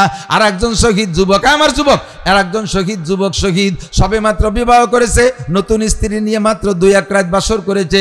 এর মধ্যে ডাক আসছে, চলে গেছে নবী পাকের সাথে জেহাদে যে শাহাদত বরণ করেছে, অথচ তার গোসল ফরজ গোসল পর্যন্ত বাকি ছিল। আল্লাহু আকবার। এই ফরজ গোসল করানোর জন্য ফেরেশতারা তাকে শহীদদের কাতার থেকে আকাশে উঠাই নিয়া জান্নাতের পানিতে গোসল করাইয়া ফরজ গোসল আদায় করে তারপরে জমিনে রেখে দিয়েছেন। এর নাম হলো গসিলুল মালাইকা হানজালা রাদিয়াল্লাহু তাআলা আনহু। এইরকম শহীদের 100 শহীদের যেই সওয়াব, আমার বন্ধু যুবকরা, কলেজের ছাত্ররা, আমার বাপ ও ভাইয়েরা, একটা সুন্নতের পর আমল করলে সম পরিমাণ নেকি দেবে বলে নবী পাক ওয়াদা করেছেন। সুন্নত এখন মিটে যাওয়ার পথে, বিলুপ্ত হওয়ার পথে। সুন্নতের পর আমল করলে ক্রিটিসাইজ করে, সুন্নতের পর আমল করলে ঠাট্টা করে, ক্রিটিসাইজ করে। আপনি গাছের থেকে একখান মেশক ভাঙিয়ে মাপিয়ে মধ্যে সুন্নতি একখান মেশক দিয়ে সকালবেলা মেশক করবেন, আপনার সমসাথী বন্ধুরা বলবে পয়সা কয় বরে নিয়ে যাবা, একটা বিরাস কেনার টাকা হয় না, যাও রাস্তার চৌরাস্তায় থাল পাইতে বসকে পয়সা দেওয়ানি বিরাস কিনে নে। সুরা, তোর 1 কোটি টাকা দামের বিরাস আর 1 লাখ টাকা দামের পেস্ট ব্যবহার করলে আইকন্যে কি হবে না? আর এই গাছের ডাল ভেঙে বিরাস দিয়ে মেশক দিয়ে এ পাশে থেকে ও পাশে একটা ডলা দিলে 100 শহীদের সওয়াব হবে। এই ঠাট্টা করে কি করে না কতক্ষণ? বড় লোক, আমাকে চেয়ারম্যান সাহেব দেলোয়ার ভাইজান, উনার বাসায় যদি এখন ই না থাকে, উনি বড় লোক না তা কি আমি জানি না, আগে তো ধনী ছিল, কি এসে এ বড় লোকের বাসায় যদি ডাইনিং টেবিল না থাকে, সেম সাইজের বড় লোক আর একজন যদি ওই বাসায় যায় ঠাট্টা করে, এতটাই যে কি করবেন, তা কি কবরে নিয়ে যেতে পারে? একটা ডাইনিং টেবিল বানাতে পারেন না? যদি না থাকে তাহলে আমাকে বাড়ি তাইলেও ঠিলি আছে, 3 ঠিলের পর থাল থাকবেন আর 2 ঠিলে বাদ দিয়ে চেয়ার বানায় বসবেন। ঠাট্টা দস্তারখান বিছে খানা খায়। আমরা সেদিনকে ডিসি সাহেবের দাওয়াতে গিয়েছিলাম, ডিসি সাহেবের বাসায় দাওয়াত দিয়েছিলেন, গোপালগঞ্জ, আমাদের বর্তমান রানিং ডিসি সাহেব দাওয়াত দিয়েছে। যে গেলাম, জজ সাহেব, দায়রা জজ, এসপি সাহেব, ডিসি সাহেব আর চিফ জুডিশিয়াল ম্যাজিস্ট্রেট, আর আমরা 10 জন হুজুর। আল্লাহ, রাত 10টা 10:30 পর্যন্ত গল্প। এরপরে আমাদের নিয়ে খাইতে বসছে। তো এসপি সাহেব, জজ সাহেব, উন্ডার তো আমার মনে হয় দস্তারখান এই খান সাহেবরে কোনো দিনও চেনে না। ডিসি সাহেবের বাসায় প্রত্যেকের সামনে দস্তারখান দিয়ে ফ্লোরে খাইতে বসতে দিছে। আজকে আমাকে হুজুরকে উপলক্ষে দস্তারখান তৈরি করা, এটা বোঝা যায়। বাজারের থেকে অয়েল কল, বাজার থেকে কি কলে ওই যে পলিথিন একটা কিনে এনে বিছাই দিলি পারে, তা না, প্রত্যেকের জন্য পার্ট পার্ট আলাদা দস্তারখান। ঘরে আরো এরম গাদি মারা রয়েছে। দোস্ত, এখন যদি আর একজন ডিসি এসে কয়, দোস্ত তুমি এত বড় বাগাজ জেলার ডিসি, তোমার বাড়ি ডাইনিং টেবিল নাই, এই ক্রিটিসাইজ করে, এই ক্রিটিসাইজটা শোনা যাবে না। ক্রিটিসাইজ করে, ঠাট্টা করে, উপহাস করে সুন্নতগুলো আমাদের থেকে বিলুপ্ত করে দিয়েছে। কতক্ষণ সুন্নতের পর আমল করলে ঠাট্টা করে। কলেজের ছেলে যদি জামা জুব্ব পাগড়ি পরে, অন্য যারা আছে আসুসা পাউদুয়া ফাঁসা বাইরুনু প্যান্ট পরে, তারা তার এটা উজু রয়ে গেছে, চোখ আক্কা বাক্কা খাইয়ে দাঁত বার হয়ে যায় ছিটকিয়া, ঠিক না? হুজুর হয়ে গেছে। কোনো মহিলা যদি শতভাগ পর্দা করে কলেজে পড়তে আসে, অন্য লেংটি মহিলা যারা আছে, দায়ুস মহিলা, তারা তারে ঠাট্টা করে, মা ইহানে ভর্তি হয়েছে, ও মহিলা মাদ্রাসায় যাও, কয় কি কয় না? এই যে ঠাট্টার দিন আছে, সুন্নতের বার আমল করবেন কি করে? এই সময় সুন্নতের বার আমল করলে এরকম বস্তা ভরে নাকি পাওয়া যায়। ছেলেতে দাঁড়িয়ে রাখছে, আব্বা তারে খেপায়, কৌদি ছেলে দাঁড়িয়ে রাখছে, বাপে তারে খেপায়, তোর দিয়ে আমার আব্বার মতো দেখা যাচ্ছে, বাপের মতো, মানে দাদার মতো। ছেলেতে দাঁড়িয়ে রাখছে, মা তারে খেপায়, তোর বাপ আইজো সাবালে গেল না, তুই বুড়ুই গেলি কে? ওর বাপের দাড়ি জ্বালাই নেই, আইজো সাবালে গেলি, তুই বুড়ুই গেলি। আর কি দাড়ি রাখার কায়দা আছে? স্বামীতি দাঁড়িয়ে রাখছে, বউতি কয় যে তোমার আমার বর চাচার মতো দেখা যাচ্ছে। যে জায়গায় হাত দেবে সেই জায়গায় বিপদ। প্রত্যেকটা সুন্নতের পর আমল করা কঠিন হয়ে গেছে। কথা কোন ঠিক ঠিক না? সরে চলে গেছি বহুদূর। তো দোস্ত, নবী পাক উসুল বলে দিয়েছেন, নারীরা লেখা শিখবা না। কেন শিখবা না? তুমি বারা গবেষণা করে ঢুকে দেখো। এক শিখলে দেশে জেনা বাড়বে, ব্যভিচার বাড়বে, জারজ সন্তান বাড়বে, পুরুষদের বেকারত্ব বাড়বে, আর হারামজাদা বাড়বে, দেশ ব্যবস্থায় ভরিয়ে যাবে একসময়। কারণ ছেলেরা শিক্ষা অর্জনের পরেও চাকরি পাবে না, মায়েরা চাকরিজীবী হবে, আর বেকার ছেলের সাথে বিয়ে বসবে না। বিয়ে করে নাই আর বিয়ে বসে নাই বিদায় যে আভ্যন্তরীণ কর্মকাণ্ড ঠেকে থাকবে তা থাকবে না। তারা বিভিন্নভাবে অবৈধ পন্থা এগুলো করতে থাকবে, আর দেশে জারজ সন্তান পয়দা ধীরে ধীরে বাড়তে তালে থাকবে। হুজুর এই নানান কিছু ভেবে চিনতে উসুল আর কি বলা হয় সূত্র তৈরি করে দিয়ে গেছে যে আলাই কি বলা হয় আল্লিমুহুন্না সূরাতুন নূর ওয়ালা তুআল্লিমুহুন্নাল কিতাবাতা, মেয়েদেরকে সূরা নূর শিক্ষা দাও, তাদের পর্দা শিক্ষা দাও। মাইয়েকে চাকরি করে দুই মুছে খাইও না, মায়েরা থাক ঘরের ভিতরে, ছেলেরা চাকরি করুক। লক্ষ লক্ষ ছেলে বেকার ছানা বাঁধে মুখ উচরে ঘুরে বেড়াচ্ছে।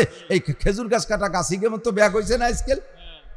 খেজুর কাটার গাছিরা ওই যে স্যান্টান ডুয়োনুজনের যে ব্যাগটা ওকে সামনে বাঁধে না পিছনে, পিছনে ঝুলোয় না। আর এখনকার ব্যাগ হয়েছে স্কুল ব্যাগ পিছনে, সে খেজুর কাটা গাছিকে ঠুনি, এই ঠুঙ্গি ভরে সার্টিফিকেট নিয়ে যত জায়গা আছে সব জায়গা ঘুরতে ঘুরতে ঘুরতে ঘুরতে চাকরির বয়স পার হয়ে গেছে, কোনো জায়গা চাকরি নাই। এখন চাকরির এজ ওভার, আর হবে না। সাদাকাল্লাহুল আযীম, আর হবে না। এখন কি করতে হবে? পোল্ট্রির ফার্ম করতে হবে, ছাগল পালতে হবে, নানান কুবুদ্ধি দিয়া। ওদিকে মেয়েদের কুঠা, লম্বা কুঠা, এই কুঠা বরাদ্দ নিরসনের জন্য যুবকরা ছাত্ররা আন্দোলন করলো, কিন্তু সেই কুঠা যে কোন কুঠাইছে কোন কুঠায় গেছে তাই তো বুঝতে পারতেছি না। কথা কর না কেন? সমন্বয় করে কি সমন্বয় হলো তাই তো বুঝতে পারতেছি না। হযরত উসমান গনি রাদিয়াল্লাহু তাআলা আনহু, উনিও ওই 2,40,00,000 বর্গ মাইল দেশের প্রেসিডেন্ট ছিলেন। বরঞ্চ উসমানের সময় এসে আরো দেশ বড় হয়েছে, আরো বড় হয়েছে।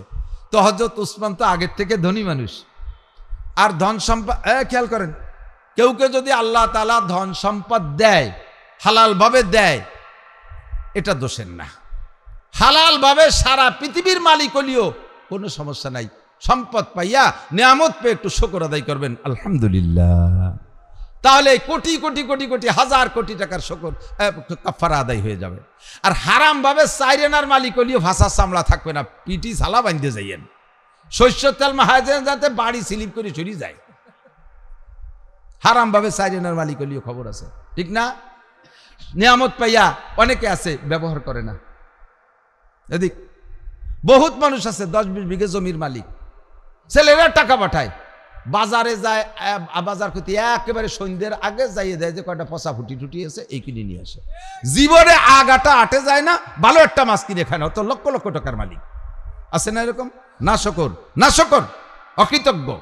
একই আমি খাবো না তা কার জন্য থিয়ে যাবে? শেখ সাদি রহমাতুল্লাহ আলাইহি বলেন, নেকবক তাকে খর্দ কেশ, বদবক তাকে মর্দ হেস।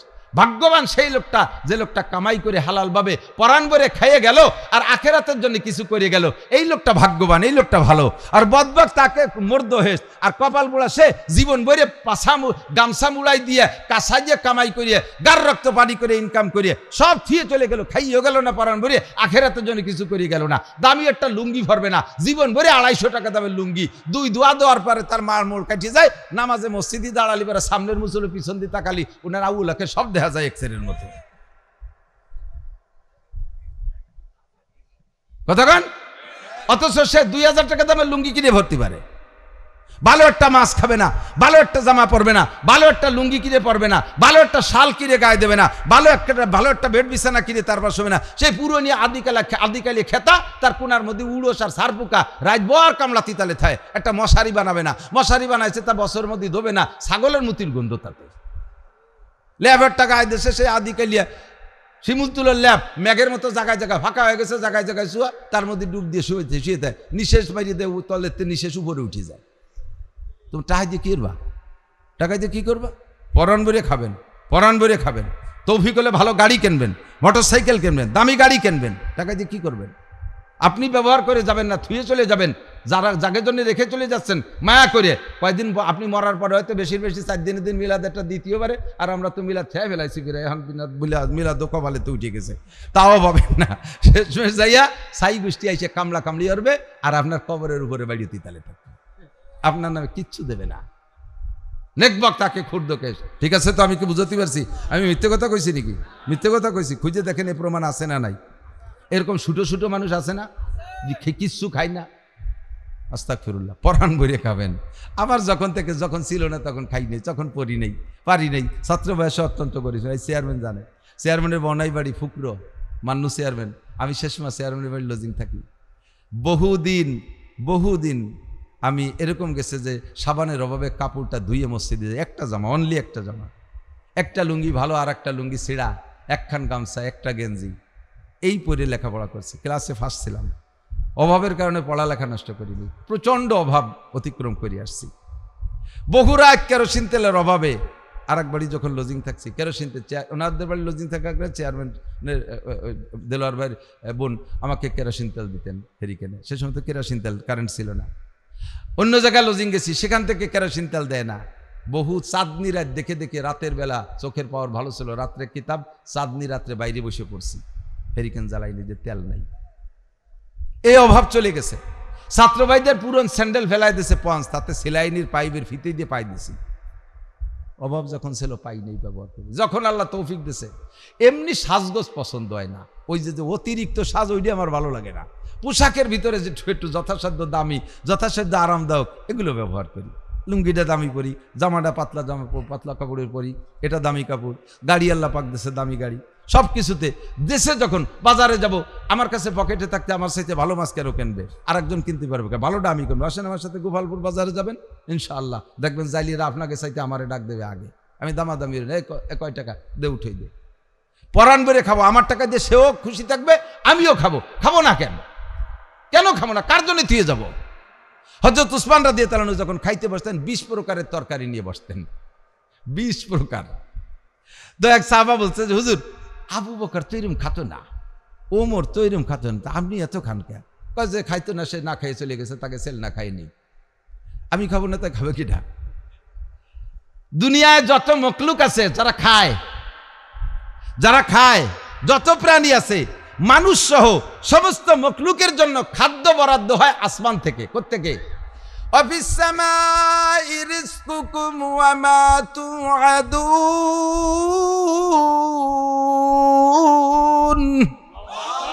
আসমান থেকে তোমাদের জন্য রুজি আসে। কোত্থেকে? ওসিলা কিডা? কার নামে বরাদ্দ হয়? সমস্ত মোমেনরা, ইমানদাররা, ইমানদারের নামে বরাদ্দ হয়।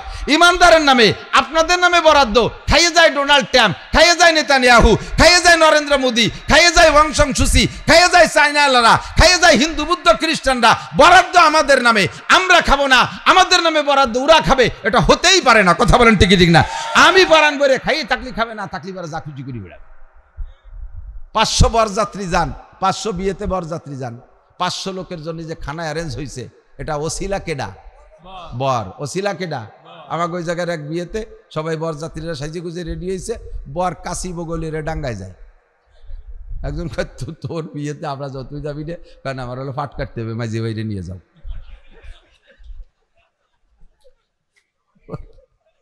ওর পাট কাটতে হবে, ও বিয়েতে, নিজের বিয়েতে যাবে না মাঝে বাইরে। মাঝে ভাই কেন? মাঝে ভাইয়ের বাপ দাদারে নিলেও কি মাইয়ে দেবে? আর এই 500 গেট দিয়ে ঢুকতে দেবে, খাতেই দেবে? ওই কাশিয়ালার জাতি হবে, ঠিক না? এই একটা গরু জবই দিয়ে 500 মানুষজনের রান্না করছে, বর তো ছিলা। তো বর যদি কাশিয়াতিরে ডাঙ্গায় যায়, আর কেউ কি ঢুকতে দেবে? দুনিয়ায় যত বরাদ্দ আছে সব আপনারা মুসলমানরা বর, বলেন না আলহামদুলিল্লাহ। মোমেনরা বর, আপনাদের নামে বরাদ্দ। আর আমার হযরত উসমান বলেন, বরাদ্দ আমাদের নামে, আর খাবে কারুন, হামান, ফিরাউন, সাদ্দাদ, নমরুদ, আবু জাহেল, আবু লাহাব, উতবা, সাইবা, ওলীদ ইবনে মুগিরা, দুনিয়ার কাফেররা খাবে, আর আমি খাবো না। আমি পারবো না। আমি ফরান বলি খাবো, খাই থাকলে ওরা খাবে, না খালি না খাবে। আর যে দুইজন আগে খাইনি, ওটা কি জন্য খাইনি, ওটা তাদের ব্যাপার, ও প্রশ্ন আমার করে লাভ নাই। হযরত আলী রাদিয়াল্লাহু তাআলা যখন ৪র্থ খলিফা, তখন দেশ আরো বড় হয়ে গেছে। উনি ইরাকে আছে, ইরাক একটা প্রদেশ, এই ইরাক প্রদেশে আছে, ওখানের গভর্নর সাহাবা। হযরত আলী রাদিয়াল্লাহু তাআলা ওই জায়গায় আসছেন, আইসা প্রদেশ দেখতে আসছে, পরিদর্শনে আসছেন। তা আগের থেকে আসবেন বলে তো খবর জানাইছে, প্রাদেশিক গভর্নর সেভাবে রাষ্ট্রকে সাজাইছে সুন্দর করে। যখন হযরত আলী গেছে, আলীর সাথে 10-20 খান গাড়ি যাই নেই। আমাকে নেতারা একটু বাবা একটু কোনোমতে পতাকা পালিয়ে সংসদে ঢুকতে পারলে এই তরুণের ঠেলায় রাস্তা গোলা হয়ে যায়। অমুক তরুণ, তমুক তরুণ, তরুণ তরুণ তরুণ তরুণ হয়ে গেছে। আল্লাহ 40 খান গাড়ি, আগে 20 খান, ফাঁসে 20 খান, মাঝখানে খান তিনিকে এক কালারের। ওর কোন খানের ভিতরে পলাই রয়েছে নেতা তা টেরও পাওয়া যায় না। সামনে দিয়ে পুলিশ ওই পলাপলি খেলতে খেলতে কু কু কু কু করতে করতে আসে, ঠিক না? ছোটবেলায় আমরা পলাপলি খেলতাম, মনে আছে নাকি? লুকোচুরি, পলাপলি। আর বেশি বেকায়দা জায়গায় যে পলাইছে তারা তালাশ করে পাচ্ছে না, সে কি করতাম, কুক না দিলি খেলবো না, মনে আছে নাকি? নেতারা বাড়ি আছে, কুক না দিলি খেলবো না, এই কুক করতে করতে আসে। হযরত আলী গেছে একজন খাদেম সাথে রেডি, একটা ব্যাগের মধ্যে কটা রুটি, দুটি একটা লুঙ্গি ভুঙ্গি এইগুলো নিয়ে গেছে। একজন প্রেসিডেন্ট, যার রাষ্ট্রের আয়তন তখন প্রায় 3 কোটি বর্গ মাইল হয়ে গেছে, এত বড় দেশের রাজা, সে গেছে প্রদেশ পরিদর্শনে। তো ওই প্রাদেশিক গভর্নর যিনি, তিনি তো প্রেসিডেন্ট আসতেছে, আলাদা একটা সম্মান না, সে সেভাবে অনার টনার করার জন্য প্রস্তুতি নিয়েছে, সেইভাবে রাজকীয় অবস্থা। উনি গেছে ওইরকম খয়রাতি অবস্থা, আমার মতো গামছা কান গাড়ি দিয়ে চলে গেছে। এখন যাওয়ার পরে অফিস টফিস দেখতেছে, গভর্নর সাহাবি বলতেছেন, হজরত কি খাবারের ইন্তজাম করতে পারি, খাবার কি খাবেন? ইরাকে তো অনেক আগের থেকে সভ্য দেশ, ইরাক অনেক আগের থেকে সভ্য, তো খুব সুন্দর মনোরম দেশ, তো কি খাবেন, এখানে সব খানা আছে। তো হজরত আলী বললেন, তোমার আমার খাবার নিয়ে কোনো টেনশন করা লাগবে না, খাবার আমি সাথেই নিয়ে আসছি, তুমি আমার সাথে খাইও। তখন যখন নিষেধ করছে, তখন তার আগবাড়ি কিছু করা যায় না, আরো খাওয়ারও দাওয়াত দিয়েছে। মনে মনে তো খুশি যে আজকে মদিনার থেকে প্রেসিডেন্ট কি যেন নিয়ে আসছে, তাই একসাথে খাবো। ঘুরতে দুপুর হয়ে গেছে, জোহরের নামাজ পড়িয়া কয়েকটা রুমই চলো, একটা রুমের মধ্যে গেছে, দরজা বন্ধ করে দাও, 2-3 থাল আনো, 2-3 থাল আনছে, প্লেট আনছে, পানি আনছে, দরজা বন্ধ করে দিয়ে দস্তারখান বিছিয়ে 3 প্লেটের ভিতরে খাদেম রে কইছে 2-2খানের রুটি নামাও, 2খান রুটি নামাইয়ে থালের মধ্যে দিয়ে প্লেটের মধ্যে দিয়ে পানি ঢালিয়ে দাও। শূন্য রুটি তো অত সাবানো করা যাবে না, শূন্য রুটির মধ্যে পানি ঢালিয়ে দিয়েছে, ভিজে ফুলে মুঠা হয়েছে, 4 সাইডে নরম খেজুর ছাড়িয়ে দিয়েছে, খেজুর দিয়ে কষলাইয়ে পানি টুকরে মিঠে বানাও আর এই রুটি দেখাও। গভর্নর এই খাবার দিয়ে বয়তে থরথরায় কাঁপতেছে, আল্লাহ কোন পরীক্ষা নিচ্ছে, কোন বিপদের মধ্যে ফেলাই দেয় তা আল্লাহই ভালো জানে। রাজা বাদশাদের কৌশল তো ভিন্ন। আর আলী রাদিয়াল্লাহু তাআলা আকদাহুম আলী, বিচার বুদ্ধিতে হযরত আলী ছিলেন সাহাবাদের ভিতরে সবচাইতে শ্রেষ্ঠ। আবু বকর ওমরের চাইতে বিচার বুদ্ধিতে আলীকে আল্লাহ তাআলা বেশি দিয়েছিলেন। কোন কৌশল খাটাইয়া কোন বিপদে ফেলায় আজকে মনে গভর্নরই ছুটে যায়, কাঁপতিছে আর রুটি হাতেতে পড়িয়ে যা ভাব খাচ্ছে, আর ওই ভয়তে কাজু বজুরি বুঝুন কি এই হয়নি কি কন দিদি, আপনি আইছেন, আপনি একটু আগের থেকে হবেন, এই শূন্য রুটি আমরা খালাম না, আপনি কি করে, আর আমার দেশে আইছেন, মানে কি কবে টের পাচ্ছে না, জড়াই গড়াই যাচ্ছে। হযরত আলী বলতেছেন, লা তাহজান ওয়ালা তাখাফ, টেনশন করো না, ভয় পেও না, আমি তো নিষেধ করছি, তোমার কি চিন্তা, তুমি তো আমার প্রস্তাব দিয়েছো, আমি এই রুটি তুমি খাও, আমি যে রুটি আনছি খাও, দেখো এর ভিতরে একটা ভিন্ন ঘ্রাণ পাবা। এই রুটি মদিনার আটায় দিয়ে বানাইছি, এই রুটি মদিনার আটায় দিয়ে বানাইছি, মদিনার পানি দিয়ে সেনছি, মদিনার আগুনে এই রুটি সেকছি, মদিনার রোদ্রে শুকাইছি। যেই মদিনার ভিতরে বিশ্বনবী মুহাম্মদুর রাসূলুল্লাহ সাল্লাল্লাহু আলাইহি ওয়াসাল্লাম ঘুমিয়ে আছেন, এর আটার মধ্যে মদিনাওয়ালার ঘ্রাণ, পানির মধ্যে মদিনাওয়ালার ঘ্রাণ, এর সব কিছুর মধ্যে মদিনাওয়ালার ঘ্রাণ। তোমার ইরাকের কোনো খাবারের ভিতরে মদিনাওয়ালার ঘ্রাণ নাই। তুমি এই রুটি খাইলে 40 দিন পর্যন্ত ইবাদতে আলাদা রকম স্বাদ তুমি অনুভব করতে পারবা। হর গুলের রঙ বুয়ে দেগারাস, প্রত্যেক ফুলের রঙ ও ঘ্রাণ আলাদা, ঠিক কিনা? এক এক ফুলের এক এক রঙ, এক এক ঘ্রাণ। আলী যেটা বললেন এটাও খারাপ না, উসমান যেটা বললেন সেটাও খারাপ না, প্রত্যেকটার যুক্তি আছে, ঠিক না? তো সব মিলেই আমরা ওই আলী আর উসমানের মতো, আর আবু বকর আলী উমরের মতো ওইরকম ইমানদার দুনিয়ায় আসে নাই আর আসবে না। কাজেই আমরা ওইভাবে জুহুদ আর তাকওয়া অবলম্বন করতে, কি বলা হয়, ওইভাবে জুহুদ মানে দুনিয়া ত্যাগী হয়ে আমরা পারবো না। আমরা দোয়া করবো, রব্বানা আতিনা ফিদ দুনিয়া হাসানা ওয়া ফিল আখিরাতি হাসানা। দুনিয়ায়ও শান্তি চাই, আখিরাতেও শান্তি চাই। চান তো? আল্লাহ পাক বলেন, শান্তি যদি পাইতে চাও 2টা মার্কায় ভোট দাও। মনে হচ্ছেন রাজনীতি হবে, 2টা মার্কায়, কয়টা? নৌকা ধানের শীষ, 2টা একসাথে দিলি হবে নাকি?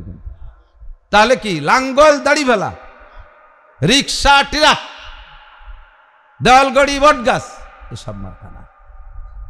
কোরআন আর হাদিস মার্কা 2টা কি? কোরআন হাদিসে দিলে ভোট।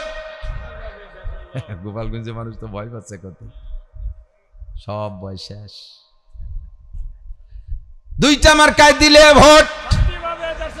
কোরআন সুন্নাহ যেখানে, আমলিক করেন নিষেধ নাই, বিএনপি করেন বাধা দেব না, জাতীয় পার্টি করেন বাধা দেব না, আমিও করব, তাতেও কেউ আমার বাধা দিতে পারবে না। অতক্ষণ করব যতক্ষণ আমার আওয়ামী লীগ কোরআন সুন্নাহর সাথে বিরোধ না হবে, যতক্ষণ বিএনপি কোরআন সুন্নাহর সাথে বিরোধ না হবে, যতক্ষণ লাঙ্গল কোরআন সুন্নাহর সাথে বিরোধ না হবে, যতক্ষণ জামাত ইসলাম কোরআন সুন্নাহর সাথে বিরোধ না হবে। আরে যদি কোরআন সুন্নাহর সাথে বিরোধ হয়, তাহলে যে দলই হোক না কেন আমি তারে পদদলিত করব। আমার সামনে মার্কা থাকবে কোরআন আর হাদিস, আমার সামনে প্রার্থী থাকবে আল্লাহর রসুল। কথা বলুন, ঠিক ঠিক না? যদি ধর্মীয় নেতা অন্যায় করে, তাহলে আমি তার সমর্থনে নাই।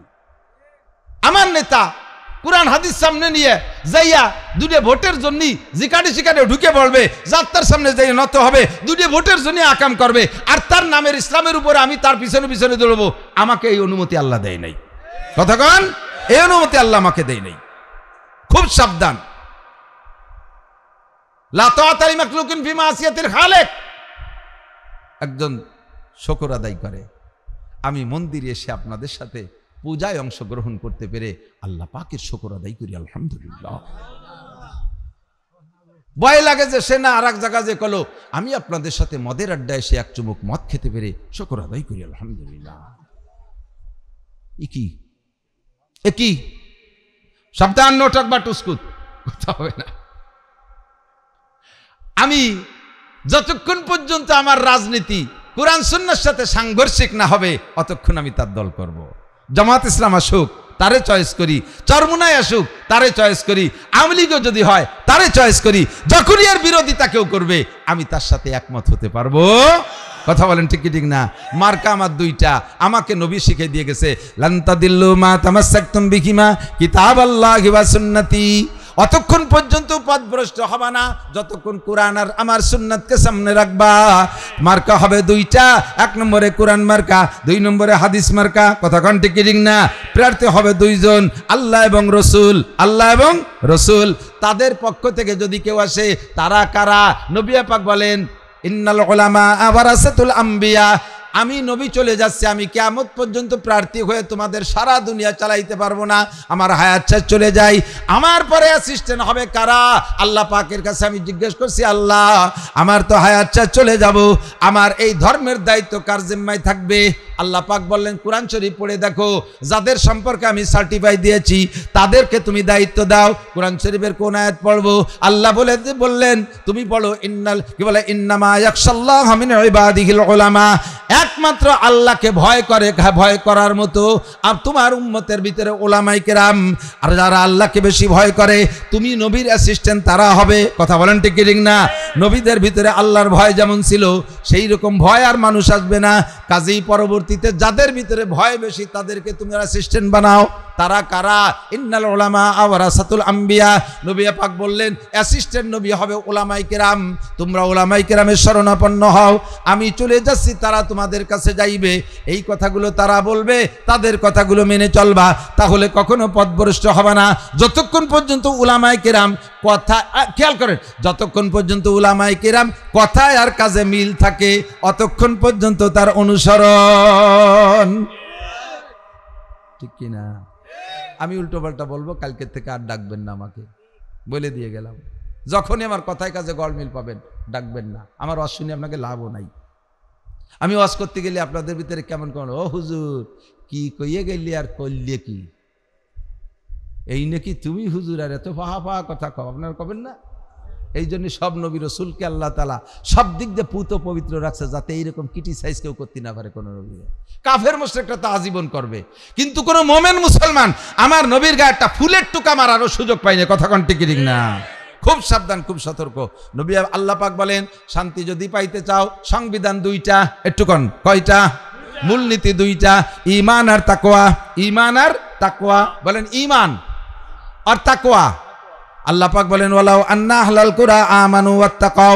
যদি দেশবাসী ইমানদার হয় আর মুত্তাকিন হয়, যদি দেশবাসী ইমানদার হয় আর মুত্তাকিন হয়, অর্থাৎ আল্লাহকে বিশ্বাস করে আর আল্লাহকে, আরে আমার দিকে তাকান, যদি আল্লাহকে বিশ্বাস করেন আর আল্লাহকে ভয় পান। আল্লাহ আছে, জোর হলো না, সত্যি আছে, বুড়ো হয়ে গেছে, দুর্বল হয়ে গেছে, চোখে কম দেয়, আল্লাহর ফান্ড খালি হয়ে গেছে। হ্যাঁ, আল্লাহ যেমন আল্লাহ সেরকমই আছে না নাই? আল্লাহ মারা যাবে আগামী বছর, 200 বছর পরে। ইউহয়ী ওয়া ইউমীত ওয়া হুয়া লা ইয়ামুত। সে বাঁচায় আর মারে, কিন্তু সে মরে না। কথা কোন ঠিক ঠিক না? আমার আল্লাহ আছে, এই কথার বিশ্বাস। 2 নম্বরে আল্লাহকে ভয় পান। কেন ভয় পাবেন? আল্লাহ নিজে হাতে লাঠি ধরে পিটাই না। আরে আল্লাহু আকবার, আমার দিক তাকান। আমরা জজ সাহেব রে ভয় পাই কি পাই না? কারণ জজ সাহেবের মুখে এখন রায় ঘোষণা হবে। জজ সাহেব নিজে হাতে কোনো আসামির জীবনে একটা হাত দিয়ে থাপ্পড়ও মারে না, একটা সিমটিও মারে না, অথচ ভয় পাই জজ রে। কারণ জজের হুকুমটা বড় বেকায়দা। উনি যা হুকুম দেবে পালন করার জন্য জল্লাদ আছে না নাই? জল্লাদে বাস্তবায়ন করবে। আমরা আল্লাহকে কেন ভয় পাই? আল্লাহ কামুল হাকিমিন ইনিল হুকমু ইল্লা লিল্লাহ। বিচার সব তার হাতে। আনা মালিক ইয়াউমিদ্দিন। তিনি বলেন বিচার দিনের মালিক আমি যারে বলবো এটা যাবজ্জীবন, ওইটা যাবজ্জীবন। যারে বলবো ফাঁসি, সে হয়ে যাবে ফাঁসি। আমার হাত থেকে বাঁচার কোনো উপায় নাই। লা তাজুলু কাদামা ইবনি আদম ইয়াউমাল কিয়ামা হাত্তা ইউসালা আন আরবা। 4 প্রশ্নের জবাব না দিয়ে আল্লাহর সামনে এক কদমও বাড়তে পারবা না। আনুমরিহি ফিমা আপনা। 80 বছরের হায়াতের হিসাব দাও, 40 বছরের হায়াতের হিসাব দাও, যে যতটুকু হায়াত পাইছো হিসাব দিয়ে যাও। 2 নম্বরে আনসাবাবি ফিমা আবলা। যৌবনকাল কোথায় ব্যবহার করেছো যুবক বলে যাও। আরে কলেজের পিছনে দাঁড়ায় কোন মেয়ের সাথে গল্প করছো, ওটাও ফেরেশতারা দেখছে। কতক্ষণ দেখছে কি দেখে নাই? আল্লাহ দেখেছেন।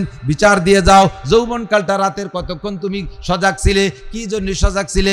মেসি নেইমার খেলা টেলিভিশনের সামনে দাঁড়াইয়া শীতের রাত্রে রাত 2টা 3টে 4টে ফজর পর্যন্ত দাঁড়ায় দেখেছো। কেন তুমি 2 রাকাত নামাজ শেষ রাত্রে উঠে পড়ো নাই? ফজরের নামাজটা জামাতে পড়তে পারো নাই? আরে বাইসাইকেল চালাইয়া উড়াকান্দে যাইতে পারো, তুমি বাইসাইকেল চালায় কেন চরমুনায় যাইতে পারো না? বাইসাইকেল চালায় রবি ঠাকুরের মাজার দেখতে যাও, কেন বাইসাইকেল চালায় তুমি টঙ্গীর ইস্তেমায় যাও নাই? ও যুবক, এত কাম করেছো যৌবনকালে, ভালো কাজ কয়টা করেছো একটু বলে যাও। রাত্রে কোরআন কিতাব নিয়ে পড়তে বসলে তোমার চোখে ঘুম আসে, আর হাতে করে নিয়ে রাতের পর রাত 12টা 1টা 2টা পর্যন্ত ফেসবুক আর ইউটিউব দেখো।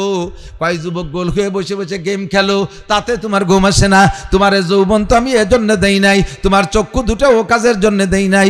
আলাম নাজআল্লাহু আইনাইন ওয়া লিসানান ওয়া শাফাতাইন। তোর 2টা চোখ তোর আব্বা দেয় নাই, আমার আপনার 2টা চোখ আছে না নাই? চোখ দুটো কি আব্বা দেছে? একটু কান কে দেছে? চোখ দুটো কি মা দেছে?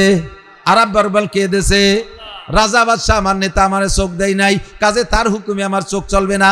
আমার জবান আর ঠোঁট দিয়ে কথা বলি কে দেছে? এই জবান দিয়ে স্লোগান কার হবে? আল্লাহর স্লোগান হবে। নেতা আমাকে জবান দেয় নাই, ঠোঁট জিহ্বা দেয় নাই, আমি তার পিছনে মিথ্যা স্লোগান দিতে পারবো না।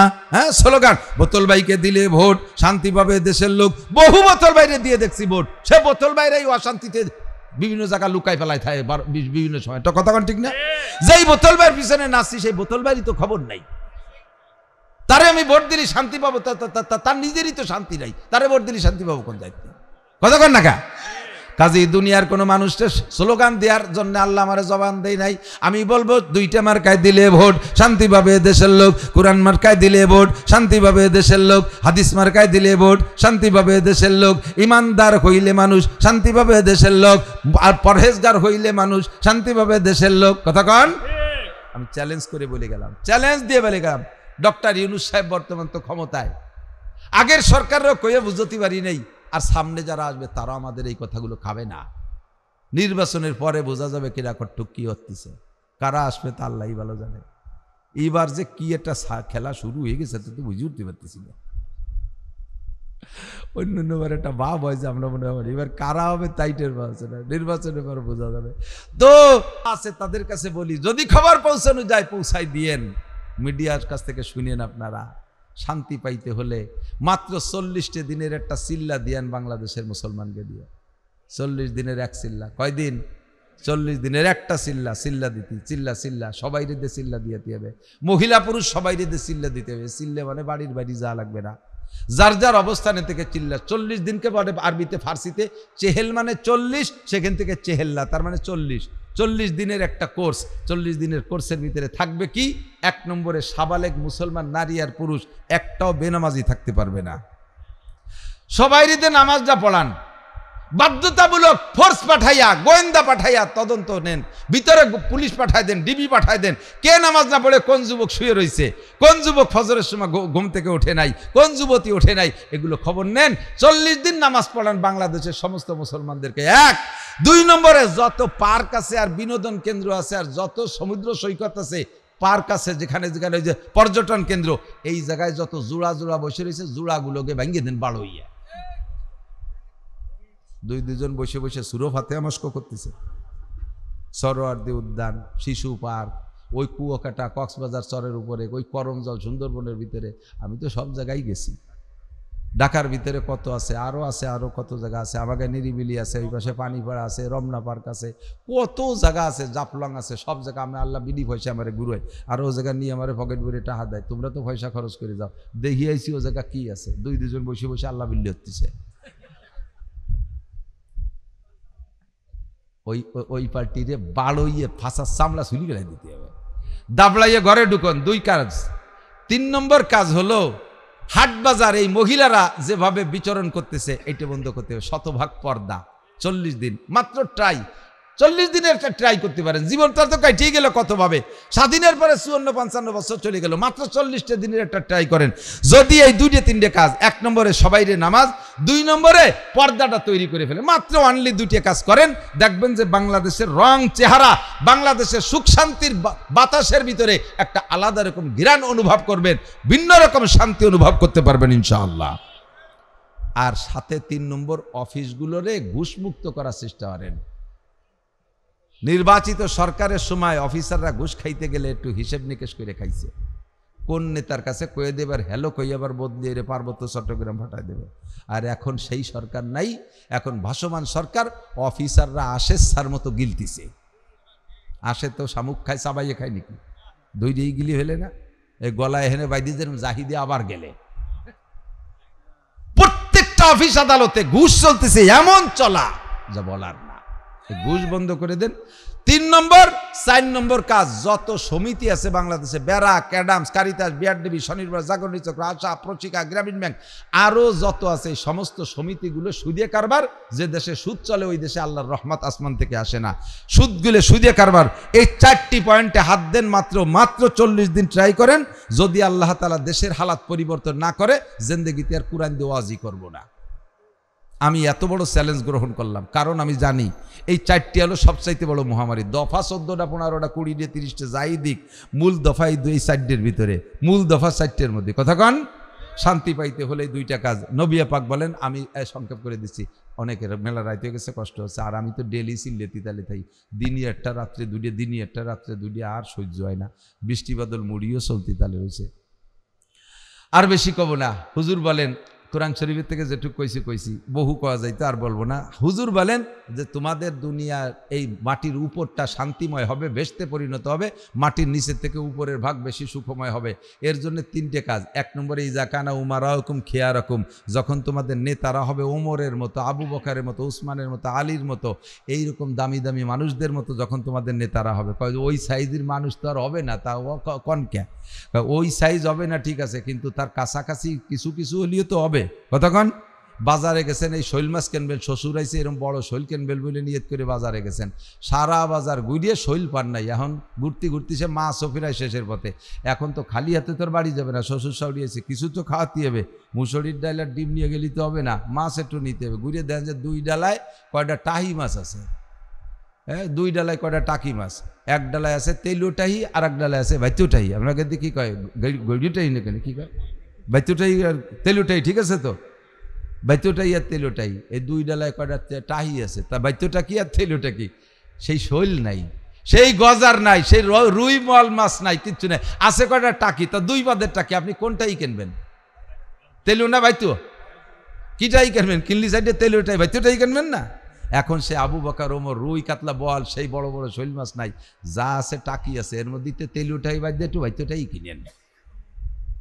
বহু কিস্সা বলার সময় নাই। জাকানা উমারাকুম খিয়ারাকুম, ভালো নেতা হলে দেশের অবস্থা কেমন হয়, আর ভালো নেতার স্বভাব কেমন হওয়া দরকার, বহু ওয়াকিয়া সাহাবায়ে কিরামদের ভিতরে, তাবেঈনদের ভিতরে, তাবেঈনদের ভিতরে, পরবর্তীদের ভিতরে। 2 নম্বর হলো ওয়া আগনিয়াউকুম সুমুহাকুম, দুনিয়াটা তোমাদের জন্য শান্তিময় হবে যখন ধনীরা হবে দানশীল, ধনীরা হবে দানশীল, যাকাতটা সঠিকভাবে দেয়, প্রতিবেশী গরিবের দিকে লক্ষ্য রাখে, কার ঘর নাই ঘর দিয়ে দেয়, কার মেয়ের বিয়ে হচ্ছে না পয়সার অভাবে টাকা দিয়ে দেয়, কোন বাচ্চাটা চিকিৎসা পয়সার অভাবে চিকিৎসা নিতে পারছে না তারে পয়সা দিয়ে চিকিৎসা করায় দেয়, কোন বুড়ো মানুষ অসুস্থ আছে, কোন বাড়ি চাউল নাই ডাউল নাই, এগুলো খুঁজে খুঁজে যারা দেয়। যখন সমাজের ধনীরা এরকম হবে, ও উমুরুকুম শুরা বাইনাকুম, আর সমাজের সমস্ত কাজ সংসার থেকে সংসদ পর্যন্ত দল বেদল নিয়ে পরামর্শ করে যদি দেশ চালাও, হুজুর বলেন তাহলে ফাজাহরুল আরদে খায়রুম মিন বাতনিহা, তোমাদের জন্য মাটির উপরিভাগ মাটির নিচের চাইতে সুখময় হবে। মরার চাইতে বাঁচিয়ে থাকার জন্য দোয়া করবা, আল্লাহ তুমি সুস্থতার সাথে, ইজ্জতের সাথে, প্রশস্ত হালাল রিজিকের সাথে লম্বা হায়াতে তৈবা দান করো। জোরে বলেন আমিন, আরো জোরে বলেন আমিন। রাজনৈতিক বিভিন্ন দল আমাদের ভিতরে আসবে, আমি কোনো দলকে সমর্থনও করছি না, কোনো দলকে নাম দাগে কি বলে হয় তাদেরকে সমালোচনাও করতেছি না, কোনো দলের সমর্থনও করতেছি না। গোপালগঞ্জের মানুষ আমরা, আমাদের ভিতরে বুঝিয়ে শুনিয়ে যে কথাটা বললাম, তেলুটা হিয়ার বাইচোটা হিয়ে একটু দেখিয়ে কিনিয়ে সামনে যদি নির্বাচন ইউনুস সরকার দেয় তাহলে একটু নির্বাচনে সেভাবে কমপক্ষে এতটুক বলি, 55 বছর তো নানান কিছু দেখছি, একটা বছর আমরা একটু কোরআনের শাসন দেখি কেমন হয়। যদি ভালো নয় তাহলে আল্লাহরে ফেরত দেবো, আল্লাহ তো ওই না ওই দেশে আলো চলে না, তোমার কোরআন ওই পশ্চিম দিক নিয়ে যাও, এই কই সরাই দেবো। একটাবার একটু অনটেস্ট ট্রাই করে দেখতে পারি কি পারি না, কথা বলেন। যদি সেরকম যোগ্য ভালো মানুষ আসে তাহলে তাকে সমর্থন দিয়েন। ভাষাগত ত্রুটি বিচ্যুতি মার্জনীয়, যা বলেছি শুনেছি আল্লাহ আমল করার তৌফিক দান করুন। সবাই বলি আমিন, সবাই বলি আমিন। আমরা একটা দোয়া পড়ি, সুবহানাল্লাহি ওয়া বিহামদিহি সুবহানাল্লাহিল আযীম সুবহানাকাল্লাহুম্মা বিহামদিকা আশহাদু আল্লা ইলাহা ইল্লা আনতা আস্তাগফিরুকা ওয়া আতুবু ইলাইক। এক্ষুনি দোয়া হবে। আল্লাহুম্মা সাল্লি, দোয়া করবেন তো? হ্যাঁ আমি আল্লাহুম্মা সাল্লি আলা মুহাম্মাদ। আলহামদুলিল্লাহি রাব্বিল আলামিন। রব্বানা যালামনা আনফুসানা ওয়া ইল্লাম তাগফির লানা ওয়া তারহামনা লানাকুনান্না মিনাল খাসিরিন। রব্বানা ফাগফির লানা যুনুবানা ওয়া কাফির আন্না সাইয়্যাতিনা ওয়া তাওয়াফানা মা'আল আবরার। রব্বানা হাব লানা মিন আজওয়াজিনা ওয়া যুররিয়াতিনা কুররাতা আয়ুন ওয়াজআলনা লিল মুত্তাকিনা ইমামা। মেহেরবান আল্লাহ, রাতের গভীর পর্যন্ত উলামায়ে কিরামদের পরিষদের পক্ষ থেকে আয়োজিত মাহফিলের শেষ প্রান্তে এসে আমি বোকা আর অশিক্ষিত মূর্খ আনপড় বেআমল গুনাহগার তোমার নেককার বান্দাদের সাথে নিয়ে পর্দার আড়ালে তোমার নেককার বান্দিরা অবশ্যই হয়তো হাত তুলেছে, সবাইয়ের সাথে নিয়ে আল্লাহ শাহী দরবারে ভিক্ষার দুখানা হাত তুলেছি।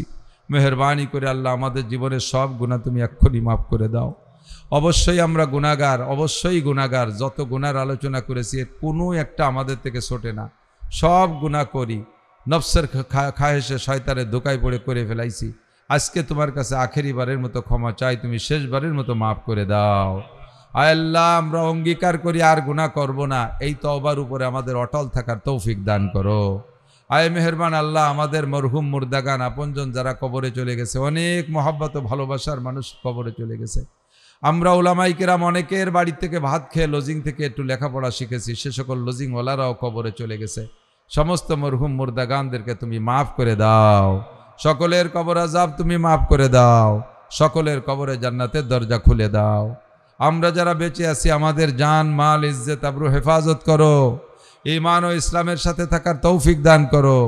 আয় আল্লাহ, শয়তানের ধোঁকা দাজ্জালি ফিতনা থেকে আমাদের বেঁচে থাকার তৌফিক দান করো।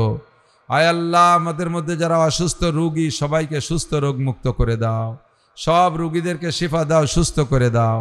আয় আল্লাহ, বড়ইহাট মাদ্রাসার হাফেজ সাহেব হুজুরের একটা বাচ্চা, ছোট মানুষ, 5 বছর বয়স, পেটে তার 3টে অপারেশন দেখলাম, বড় অপারেশন, এরপরও বাচ্চাটা অসুস্থ। মেহেরবান আল্লাহ, তুমি ওই বাচ্চাটাকে সুস্থ করে দাও। হ্যাঁ আল্লাহ, তাকে তুমি সুস্থ করে দাও। তার আব্বা কাঁদে, মা কাঁদে, এমন বাচ্চা দেখে সহ্য হয় না। এমন রুগী আরও যাদের ঘরে আছে আল্লাহ সবাইরে সুস্থ করে দাও।